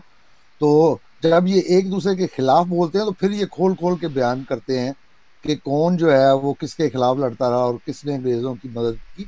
تو یہ پھر ایک دوسرے کا چٹا کٹا جو ہے وہ کھولتے ہیں اور پھر سارے جو پول ہے نا وہ کھول کے رکھ دیتے ہیں. تو بظاہر جب یہ ہمارے خلاف ہوتے ہیں تو کہتے ہیں نہیں یہ صرف یہ مجرم ہے، ہم سارے تو کٹھے تھے. لیکن جب پھر وہ آپس میں لڑتے ہیں تو پھر کھول کھول کے بتاتے ہیں کہ فلاں انگریز کا ایجنٹ تھا، فلاں انگریز کا خود کا اشتہ پوزا تھا، اور فلاں نے انگریزوں کی حمایت کی، اور فلاں نے یہ کیا، اور فلاں نے وہ کیا۔ انشاءاللہ وہ جیسے جیسے ہمارے اگلی قسطیں آئیں گی تو اس میں ہم وہ تمام حوالہ جات جو ہیں وہ دکھائیں گے۔ جی محترم۔ جی صفحہ نمبر 16 ہے، اس کے اوپر ہے جی دہلی میں تعزیہ داری دکن سے آئی۔ دہلی کے ریزیڈنٹ چارلز مٹکاف کے زمانہ 1825 تا 1827 میں تعزیہ داری کے موقع پر جھگڑا ہو گیا تو اس نے مفتی اکرام الدین صدر الصدور دہلی 1260 ہجری سے اس کے آغاز و ابتدا کے متعلق استفسار کیا تو مفتی نے یہ بات اس کو بتائی۔ آگے یہ دیکھیں، یہ بھی 1776 اور 98 یعنی کہ حضرت مسیح علیہ السلام کی پیدائش سے پہلے کے واقعات لکھے ہیں۔ صفحہ نمبر 18 پر لکھا ہے، ہندوستان میں جن حضرات نے تصوف کے پردہ میں تبلیغ دین فرمائی، ان کو تمام تر سنی و مذہب قرار دینا غلط ہے، اس لیے کہ اثنا عشری اور اسماعیلی شیعہ بھی تصوف کے بھیس میں ایران سے ہندوستان آتے رہے اور اپنے اپنے مذہب کی تبلیغ کرتے رہے۔ یہ لکھنے والا بھی کوئی شیعہ ہوگا تو وہ بہرحال ساتھ اپنی کمپنی۔ نہیں، اس میں میں ایک بات بتاتا ہوں کہ یہ بات کافی حد تک درست ہے، اس لیے کہ شیعہ بے شمار شیعہ جو ہیں وہ انہوں نے سنی بن کے تو ایسی ایسی روایات بیان کی ہیں جو اب ان کے گلے کا طوق بنی ہوئی ہیں، اس صحیح، لیے کہ جو سنی کلوانے والے ہیں وہ ان کو اپنا بزرگ مانتے ہیں، لیکن اگر ٹھیک، آپ ان کی کتابیں پڑھیں تو وہ ایسے لگتا ہے کہ جیسے کسی شیعہ نے لکھی ہے۔ اسی طرح یہ بڑی ایک مشہور کتاب ہے جنابی المودہ، یہ قندوزی صاحب کی ہے، اس کو باقاعدہ وہ اوپر حنفی، سنی حنفی وغیرہ کر کے القاب دیتے ہیں اور کہتے ہیں دیکھو یہ تمہارے سنیوں کی کتاب ہے، حالانکہ وہ اگر اس کتاب کا کوئی انڈیکس ہی پڑھ لے تو اس کو کتاب پڑھنے کی ضرورت نہیں پڑے گی، اسے پتہ چل جائے گا کہ یہ شخص جو ہے وہ شیعہ ہے، لیکن شیعہ اس کو سنی کہہ کے مخاطب کرتے ہیں۔ اسی طرح ان کا جو شہید ثالث قاضی نور اللہ شوستری ہے، وہ بھی مغلوں کے دربار میں قاضی کے عہدے پہ فائز تھا، کسی وجہ سے وہ پکڑا گیا تو خود پتہ چلا کہ یہ شیعہ ہے، ورنہ اس طرح کی بے شمار مثالیں ہیں۔ اور آج بھی دیکھ لیں، میں ضمن ایک بات کا ذکر کر دوں کہ سنیوں نے خود، میں یہ نہ اس کی تائید کر رہا ہوں نہ میں اس کی مخالفت کر رہا ہوں، جو اس نے کہا وہ جانے اور اس کے بھائی بند جانے، ہمیں اس جھگڑے میں پڑنے کی ضرورت نہیں ہے۔ تو جو مولانا آصف اشرف جلالی نے یہ بات کی ہے کہ خطا کی نسبت جو ہے اس نے کی ہے حضرت فاطمہ رضی اللہ تعالیٰ عنہا کی طرف، تو شیعوں سے پہلے سنیوں نے اس پہ فتوے دینے شروع کر دیے، اس کو گالیاں دینی شروع کر دی ہیں، حالانکہ خود یہ جو علماء کہلوانے والے سنی ہیں، اگر یہ واقعی پڑھے لکھے علماء ہیں، جاہل نہیں ہیں جن کو علماء بنا لیا گیا ہے یا وہ بن گئے ہیں، تو ان کی خود کتابوں میں لکھا ہے کہ انبیاء سے بھی اجتہادی خطا ہو سکتی ہے۔ تو انبیاء کی خطا پہ ان کو کوئی اعتراض نہیں ہے، لیکن حضرت فاطمہ رضی اللہ تعالیٰ عنہ کی طرف خطا کی نسبت کی جائے تو دیکھیں کہ کس طرح انہوں نے پھر زبانیں اپنی کھول لی ہیں۔ میں پھر کہتا ہوں کہ مجھے اس بحث میں پڑھنے کی ضرورت نہیں، وہ ان کے گھر کا معاملہ ہے، لیکن جو انبیاء کے بارے میں خطا مانتے ہیں تو وہ شیعوں کے پھر اس عقیدے کو تقویت دے رہے ہیں یہاں پہ، جہاں پہ وہ یہ کہتے ہیں کہ امامت کا درجہ جو ہے وہ نبوت سے بالا تر ہے، اس لیے کہ اماموں سے یا اماموں کی جو والدہ ہیں ان سے تو خطا نہیں ہو سکتی، ہاں نبیوں سے ہو سکتی ہے، جیسا کہ میں نے بتایا کہ خود ان کے جو اصول کی کتابیں ہیں ان میں بھی یہ باتیں لکھی ہوئی ہیں، جو عقائد کی کتابیں ہیں ان میں بھی لکھی ہوئی ہیں کہ انبیاء سے بھی اجتہادی خطا ہو سکتی ہے۔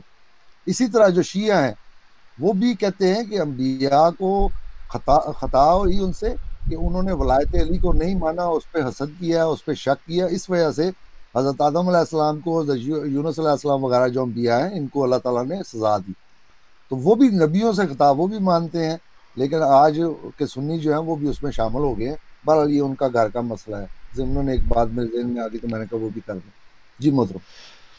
جی ٹھیک ہے، یہ تو خاص مرکز دہلی کے حالات کا ایک ہلکا سا نامکمل جائزہ ہے۔ دکن، سندھ اور بنگال کا بھی یہی حال تھا۔ دکن میں یہ پودا سب سے پہلے بار آور ہوا اور دکن کی شیعہ حکومتوں نے اس کو خوب پروان چڑھایا، اور اس دور میں ایران سے امراء علماء آئے اور دکن میں قیام پذیر ہو کر اپنے ادارے قائم کر کے امامیہ مذہب کی تبلیغ و اشاعت میں مصروف ہو گئے۔ آخر میں آصف جاہ نظام الملک نے حیدرآباد دکن میں جو ریاست قائم کی، اس میں شیعہ امیروں، رئیسوں، زمینداروں اور جگاروں کے غلبہ و اقتدار کی وجہ سے یہ افکار و نظریات خوب پھیلے وغیرہ وغیرہ، آگے لمبی تفصیل ہے۔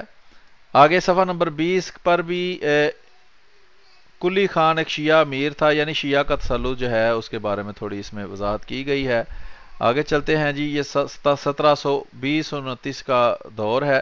آگے صفحہ نمبر 23 پر ہے، 1753 کا یہ واقعہ ہے کہ صوبہ اودھ سے ملی ہوئی فروخ آباد اور روہیل کھنڈ کی ریاستیں تھیں جن کے حکمران ہنگش اور روہیلا پٹھان تھے. یہ دیکھیں وہ روہیلا قوم کا جو ذکر پہلے بار بار آ رہا تھا وہ یہاں اس نے بتا دیا کہ روہیلا اصل میں پٹھان قوم کے کچھ لوگ تھے. مذہب یہ لوگ سنی تھے یعنی مسلمان کہلانے والے سنی تھے اور یہی پھر دہلی کی حکومت کو تخت و تاراج کرنے میں اور اس کو ذلیل و خوار کرنے میں دوسری قوموں کے ساتھ مل کر کام کرتے رہے. اختلاف مذہب کی وجہ سے ان دونوں ریاستوں کا وجود صفدر جنگ کی آنکھوں میں کانٹے کی طرح کھٹکتا تھا اور انہوں نے ان دونوں مسلم ریاستوں کو ختم کرنے میں کوئی کسر اٹھا نہ رکھی تھی. یعنی یہاں اب ذکر یہ ہو رہا ہے کہ مسلمان کہلانے والے دو مختلف فرقوں سے ہونے کی وجہ سے ایک دوسرے کو قتل کرتے رہے ہیں اور ایک دوسرے کو ختم کرنے کی سازشیں کرتے رہے ہیں.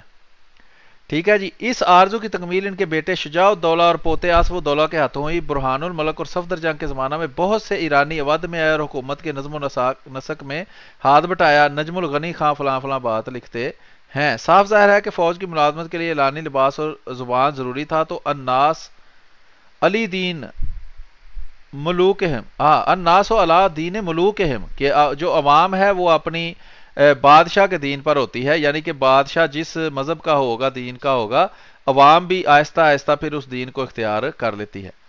1130 کے ارد گرد کا دیکھیں یہ زمانہ ہے. جائیداد اور املاک کی واہ گزاری کے لیے بہت سے قدیم خاندانوں نے اپنے آبائی مذہب کو خیر باد کہہ دیا. ہاں جی بالکل. یہ دیکھیں گے یہ جیسا کہ آپ نے بھی پڑھا ہے کہ کتنوں نے آبائی عقائد جو ہیں ان کو خیر باد کہہ دی. تو مطلب یہ تھے اس وقت کے حالات اور یہ تھے ان کے باؤ اجداد جنہوں نے صرف جدادوں کے لیے اپنے عقائد جو ہیں وہ تبدیل کیے ہیں اور وہ باقاعدہ شیعہ ہو گئے. اسی طرح جیسا کہ ہم نے انگریزوں کے دور کی بھی بات کی تھی کہ انگریزوں کا اصل میں مقصد یہاں پہ یہی تھا کہ وہ عیسائیت کو رائج کرے تاکہ یہ جھگڑا ہی ختم ہو جائے جیسا کہ اس نے اسپین میں بھی کیا. اسی وجہ سے اس نے پادریوں کی کھیپ یہاں پہ منگوائی ہے تاکہ وہ مذہباً ان کو عیسائی کر سکے اور پھر اپنی حکومت جو ہے مضبوط کر سکے. لیکن اس حوالے سے ایک بات اور بھی ثابت ہوتی ہے کہ واقعی انگریز کے دور میں جیسا کہ یہ یہاں پہ کہتے ہیں کہ عوام جو ہیں وہ بادشاہوں کے دین پہ ہوتے ہیں تو جیسے انہوں نے شیعوں کی وجہ سے اپنے عقائد تبدیل کیے ہیں انگریز رہتا تو یقیناً ان کے باؤ اجداد نے وہ عقائد تبدیل کیے بھی ہیں جیسا کہ ہم ان حوالوں میں بتا چکے تھے کہ وہ سینکڑوں ہزاروں نہیں بلکہ لاکھوں کی تعداد میں تھے.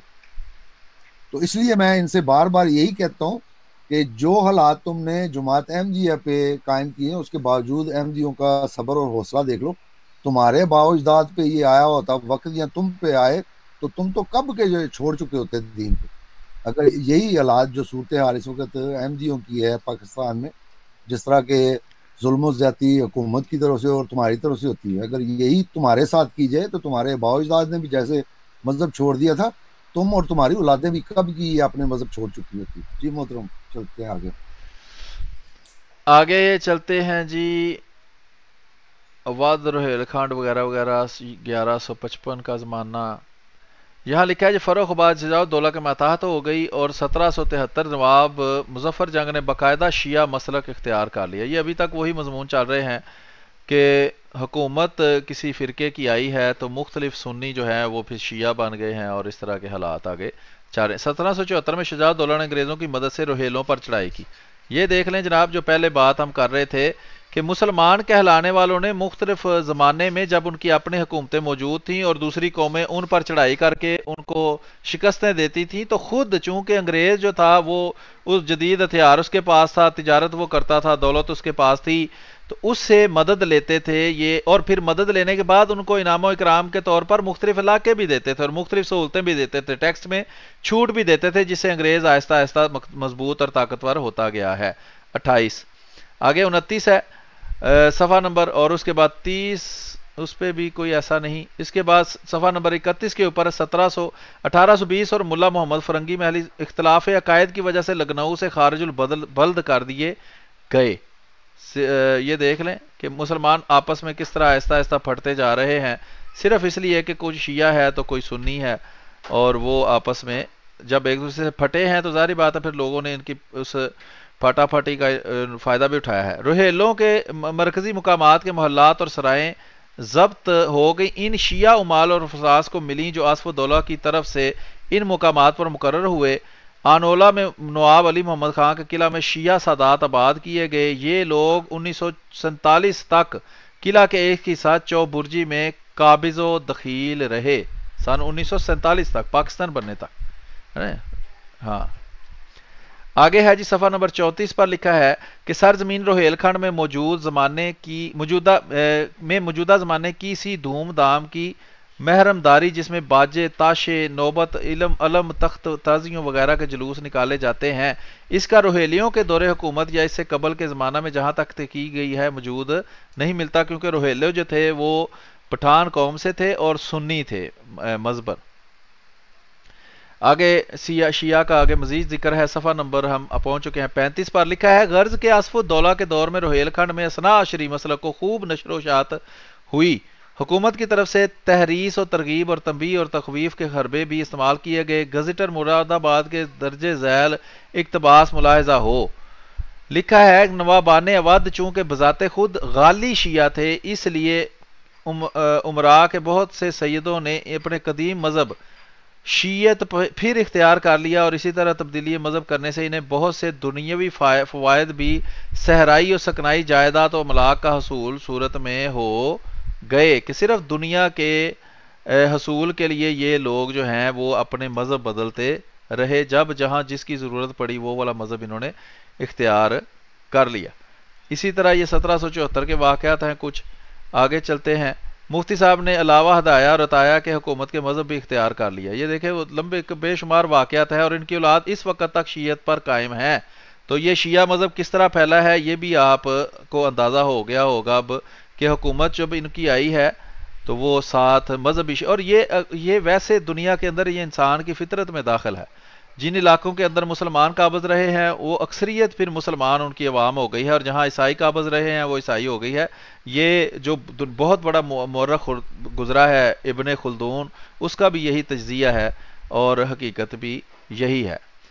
اور نواب آصف الدولہ نے 1794 میں رامپور پر چڑھائی کی. واقعہ کی طے بھی مذہبی جذبہ کار فرما تھا. نواب انتقال کر گئے، یعنی کہ انہوں نے اپنے مذہبی مخالفت کی وجہ سے وہاں لڑائی کی. صفحہ نمبر 41 پر لکھا ہے انگریزوں کو ساتھ لے کر آصف الدولہ نے فوج کشی کی اور مقتول کے صاحبزادے احمد ولی خان کو مسجد نشین کیا. اسی زمانہ سے رامپور میں شیعت کا زور، نواب کلب خان کو چھوڑ کر رامپور کے تمام نواب اثنا عشری ہوئے. اب یہ دیکھ لیں یہاں بھی وہ واضح طور پر لکھا ہوا ہے کہ انگریزوں سے مدد لے کر شیعوں نے مختلف علاقوں پر قبضہ کیا، اور بعد میں پھر رونے کا کوئی موقع نہیں.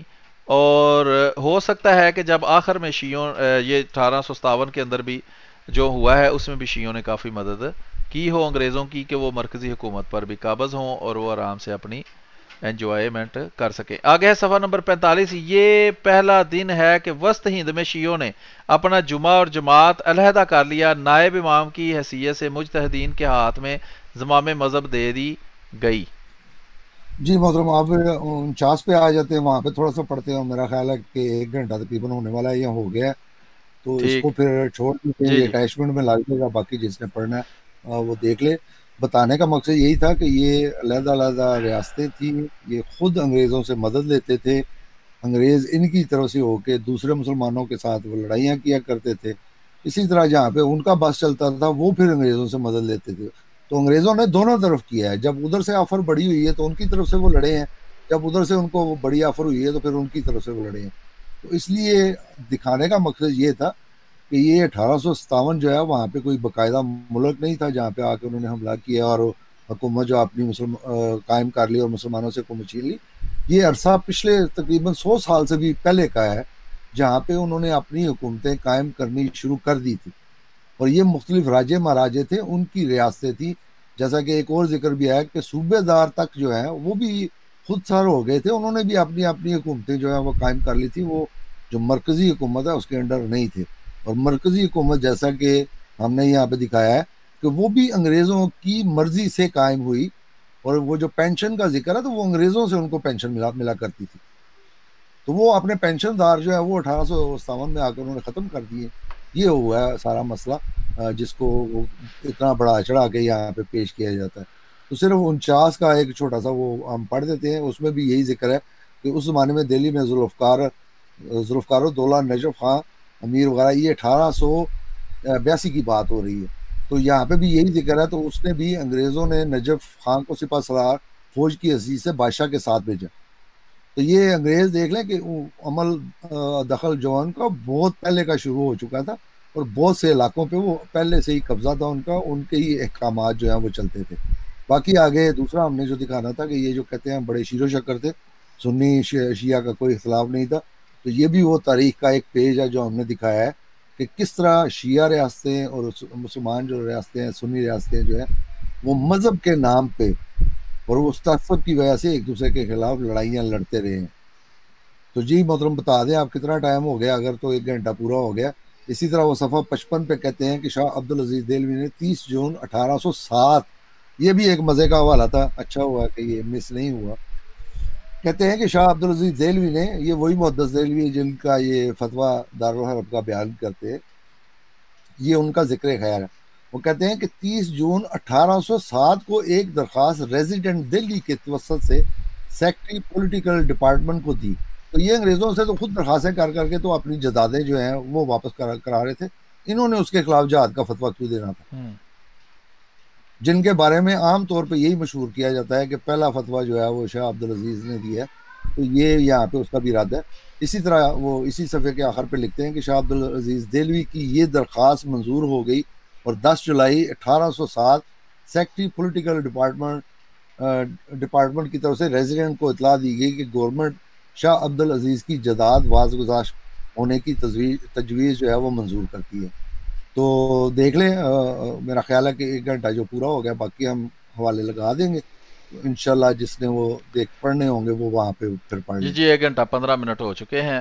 تو آج کا یہ ہم پہلا سیکشن یہیں ختم کرتے ہیں، اور اس میں ہم نے آپ کو 2 کتابوں سے ہی ابھی حوالے دکھائے ہیں، جس میں ہم آپ کو واضح طور پر یہ ثابت کر چکے ہیں کہ مسلمان کہلانے والوں کی حکومت جو ہے وہ کمزور ترین حکومت بن چکی تھی 1857 تک، اور اس سے پہلے یہ آپس میں بھی لڑتے رہے تھے، سنی شیعہ لڑائی کی وجہ سے بھی لڑتے رہے، اور ارد گرد کے علاقوں میں یہ خاص طور پر دہلی جہاں جس کے بارے میں کہا جاتا ہے جی مسلمانوں سے انہوں نے حکومت چھینی تھی، تو وہاں جو ہے وہ تو اس قدر کمزور تھی کہ خود اپنے شہر کی حفاظت، اپنے آپ کی حفاظت بھی نہیں وہ کر سکتے تھے. وہ بھی پتہ نہیں کیسے وہاں زندہ بچے رہے ہیں کسی وجہ سے. اور دوسری بات، یہ جو ریاستوں کی بات کر رہے ہیں احمد بٹ صاحب، تو یہ انگریزوں کے دور کے اندر بھی، جب انگریز بھی جہاں حکمران رہا ہے تب بھی وہ ریاستیں اسی طرح اپنی حکومت کی ذمہ دار رہی ہیں. اس سے پہلے بھی وہ ویسی تھیں، اور قبضہ ہونے کے بعد بھی وہاں کا جو سسٹم اور نظام ہے، خود اقبال کے اگر خطوط پڑھیں تو اس میں آسانی سے آپ کو اس بات کی سمجھ آ جاتی ہے کہ جو مسلمان ریاستیں تھیں جو اس سے پہلے موجود تھیں انگریزوں کے دور سے، وہ انگریزوں کے دور کے اندر بھی مسلمان ریاستیں ہی رہی ہیں. ہاں وہ انگریزوں کے اجارہ داری کے اندر تھی، انگریزوں کو کچھ نہ کچھ وہ ٹیکس دیتی ہوں گی یا ان کے ماتحت ہوتی ہوں گی، لیکن اپنا نظام، اپنی حکومت ان کی اس وقت بھی قائم تھی. یعنی کہ انگریزوں نے جو حکومت چھینی ہے وہ کسی سے بھی نہیں چھینی. انگریز وہاں لولی مری ہوئی وہاں لاش کی طرح کی جو ایک دہلی کے اندر چیز حکومت کے نام کی پڑی ہوئی تھی، اس کو باہر گند کو اٹھا کے انہوں نے پھینکا ہے، اور خود آ کے وہاں بیٹھ کر جو حکومت کرنے کا حق ہے اس طرح حکومت کرنے لگ گئے ہیں. اور سب سے بڑی بات جو ہے وہ پہلے بھی ابھی بھی ہم بتا رہے ہیں، بعد میں بھی ہم واضح کریں گے، وہ ہے دوسرے جو اس علاقے کے، خاص طور پر جو پنجاب جہاں حضرت مسیح موعود علیہ السلام آئے ہیں، اور دہلی کے ارد گرد کے علاقے جہاں مرہٹے، جاٹ وغیرہ، سکھ وغیرہ جو غیر مسلم تھے، اور خود مسلمان کہلانے والے پٹھان جو تھے، یہ جو کہ مال و دولت یا لوٹ مار کرنے کے لیے وہاں جو ہے وہ حملے کر رہے تھے، تو انہوں نے جو مذہب کی، خاص طور پر جو غیر مسلم تھی مرہٹا اور سکھ وغیرہ، جو انہوں نے مذہب پہ پابندی لگائی ہوئی تھی کہ اذان نہیں دے سکتے، نماز نہیں پڑھ سکتے، تقدس جو تھا مساجد کا، اس طرح کی چیزیں جو تباہ و برباد کر دی ہوئی تھی، ان کے مقابلے میں آپ دیکھیں گے کہ انگریز کے دور کے اندر کس طرح انہوں نے مذہبی آزادی دی ہے کہ اپنے خیالات کا اظہار کریں، اپنے مذہب پر عمل کریں، نمازیں پڑھیں، مسجدیں بنائیں، جو مرضی کریں. وہ اس کو ایک قانونی تحفظ بلکہ فراہم کرتی تھی. اور جس طرح ایک صحیح حکومت قائم ہوتی ہے جس کے اندر ہر کی آواز سنی جاتی ہے اور اس کو بات کرنے کا موقع دیا جاتا ہے، وہ اس دور میں ہوا ہے. تو یہ فرق دکھانے کے لیے آج کا جو پروگرام ہے وہ کیا گیا. احمد بٹ صاحب کچھ کہنا چاہتے ہیں؟ نہیں تو پھر ہم اگلے حصے کی طرف چلیں. جی محترم، کل انشاءاللہ ہم یہ دکھائیں گے کہ یہ دارالاسلام کے فتوے کس نے دیے، اور جہاد انگریزوں کے خلاف نہیں ہو سکتا کس کس نے وہ فتوے دیے ہیں.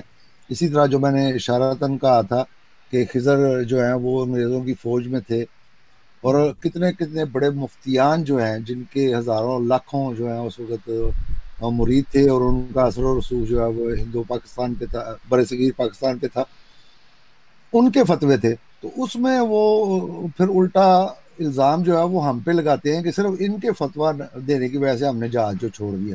انشاءاللہ کل اس پر ان حوالوں سے ہم بات کریں گے، اور خود ان کے گھر کی ان کی اپنی تحریرات سے ہم دکھائیں گے کہ کس کس نے انگریزوں کے خلاف جہاد نہ کرنے کے فتوے دیے ہیں، کتابیں لکھی ہیں، اور کس کس نے خود کاشتہ پودا کہا ہے. اسی طرح دوسرے جو الزامات یہ جماعت پہ لگاتے ہیں، خود انہوں نے اپنی کتابوں میں ہر ایک نے دوسرے پہ لگائے ہیں. تو میری طرف سے پھر اجازت، انشاءاللہ پھر کل جو ہے وہ دوبارہ بات ہوگی. تو میری طرف سے تمام سننے والوں کو اللہ حافظ. جی بہت بہت شکریہ. ہمارے ساتھ احمد بٹ صاحب موجود تھے، وہ بات کر رہے تھے، اور آپ کو ہم آج جو حوالہ جات دکھا رہے تھے. آج چونکہ میں مصروف ہوں اس لیے پروگرام جو ہے وہ یہیں سماپت ہوتا ہے. 1.5 گھنٹہ تقریباً ہونے والا ہے. کافی معلومات آپ نے آج حاصل کی ہیں، اور مزید کل انشاءاللہ بشرط زندگی اور صحت دوبارہ اس پروگرام کا اگلا حصہ لے کر آپ کے سامنے حاضر ہوں گے. آپ کل بھی میں مصروف ہوں، لیکن کل ہو سکتا ہے کہ ہم پورا 2 گھنٹے کا پروگرام کریں. اچھا، بہرحال ابھی وہ کمنٹ وغیرہ میں دوست کچھ لکھ رہے ہیں، وہ میں بعد میں دیکھوں گا. تو آج کے لیے جو ہے وہ پروگرام یہاں پر ہی ہم اس کو ختم کرتے ہیں، اور مزید معلوماتی پروگرام لے کر کل آپ کے سامنے دوبارہ حاضر ہوں گے. امید ہے کہ آج کے پروگرام سے آپ نے کافی کچھ سیکھا ہوگا، اور کل جو پروگرام ہے اس سے بھی امید ہے کہ آپ بہت کچھ سیکھیں گے. اور آپ سے درخواست ہے کہ اس ویڈیو کو زیادہ سے زیادہ شیئر کریں، اور اپنے دوست احباب تک اس کو پہنچائیں. غیر احمدی مسلمان کہلانے والے جو آپ کے دوست ہیں ان کو بھی اس ویڈیو میں ٹیگ کیا کریں. لیکن ایک بات کا خاص طور پر آپ نے خیال رکھنا ہے، سوشل میڈیا کے اوپر یوٹیوب ہو، فیس بک ہو، ٹویٹر ہو، انسٹاگرام ہو، سنیپ چیٹ ہو، کوئی ہو، وہاں پر پاکستان کے اندر یہ احمدی مسلمانوں کو نقصان پہنچانے کے لیے بعض اس طرح کا ڈرامہ کرتے ہیں. جی میں احمدی ہونا چاہتا ہوں، مجھے پاکستان میں کسی کا ٹیلی فون نمبر دیں. یہ بالکل ڈرامہ کرتے ہیں.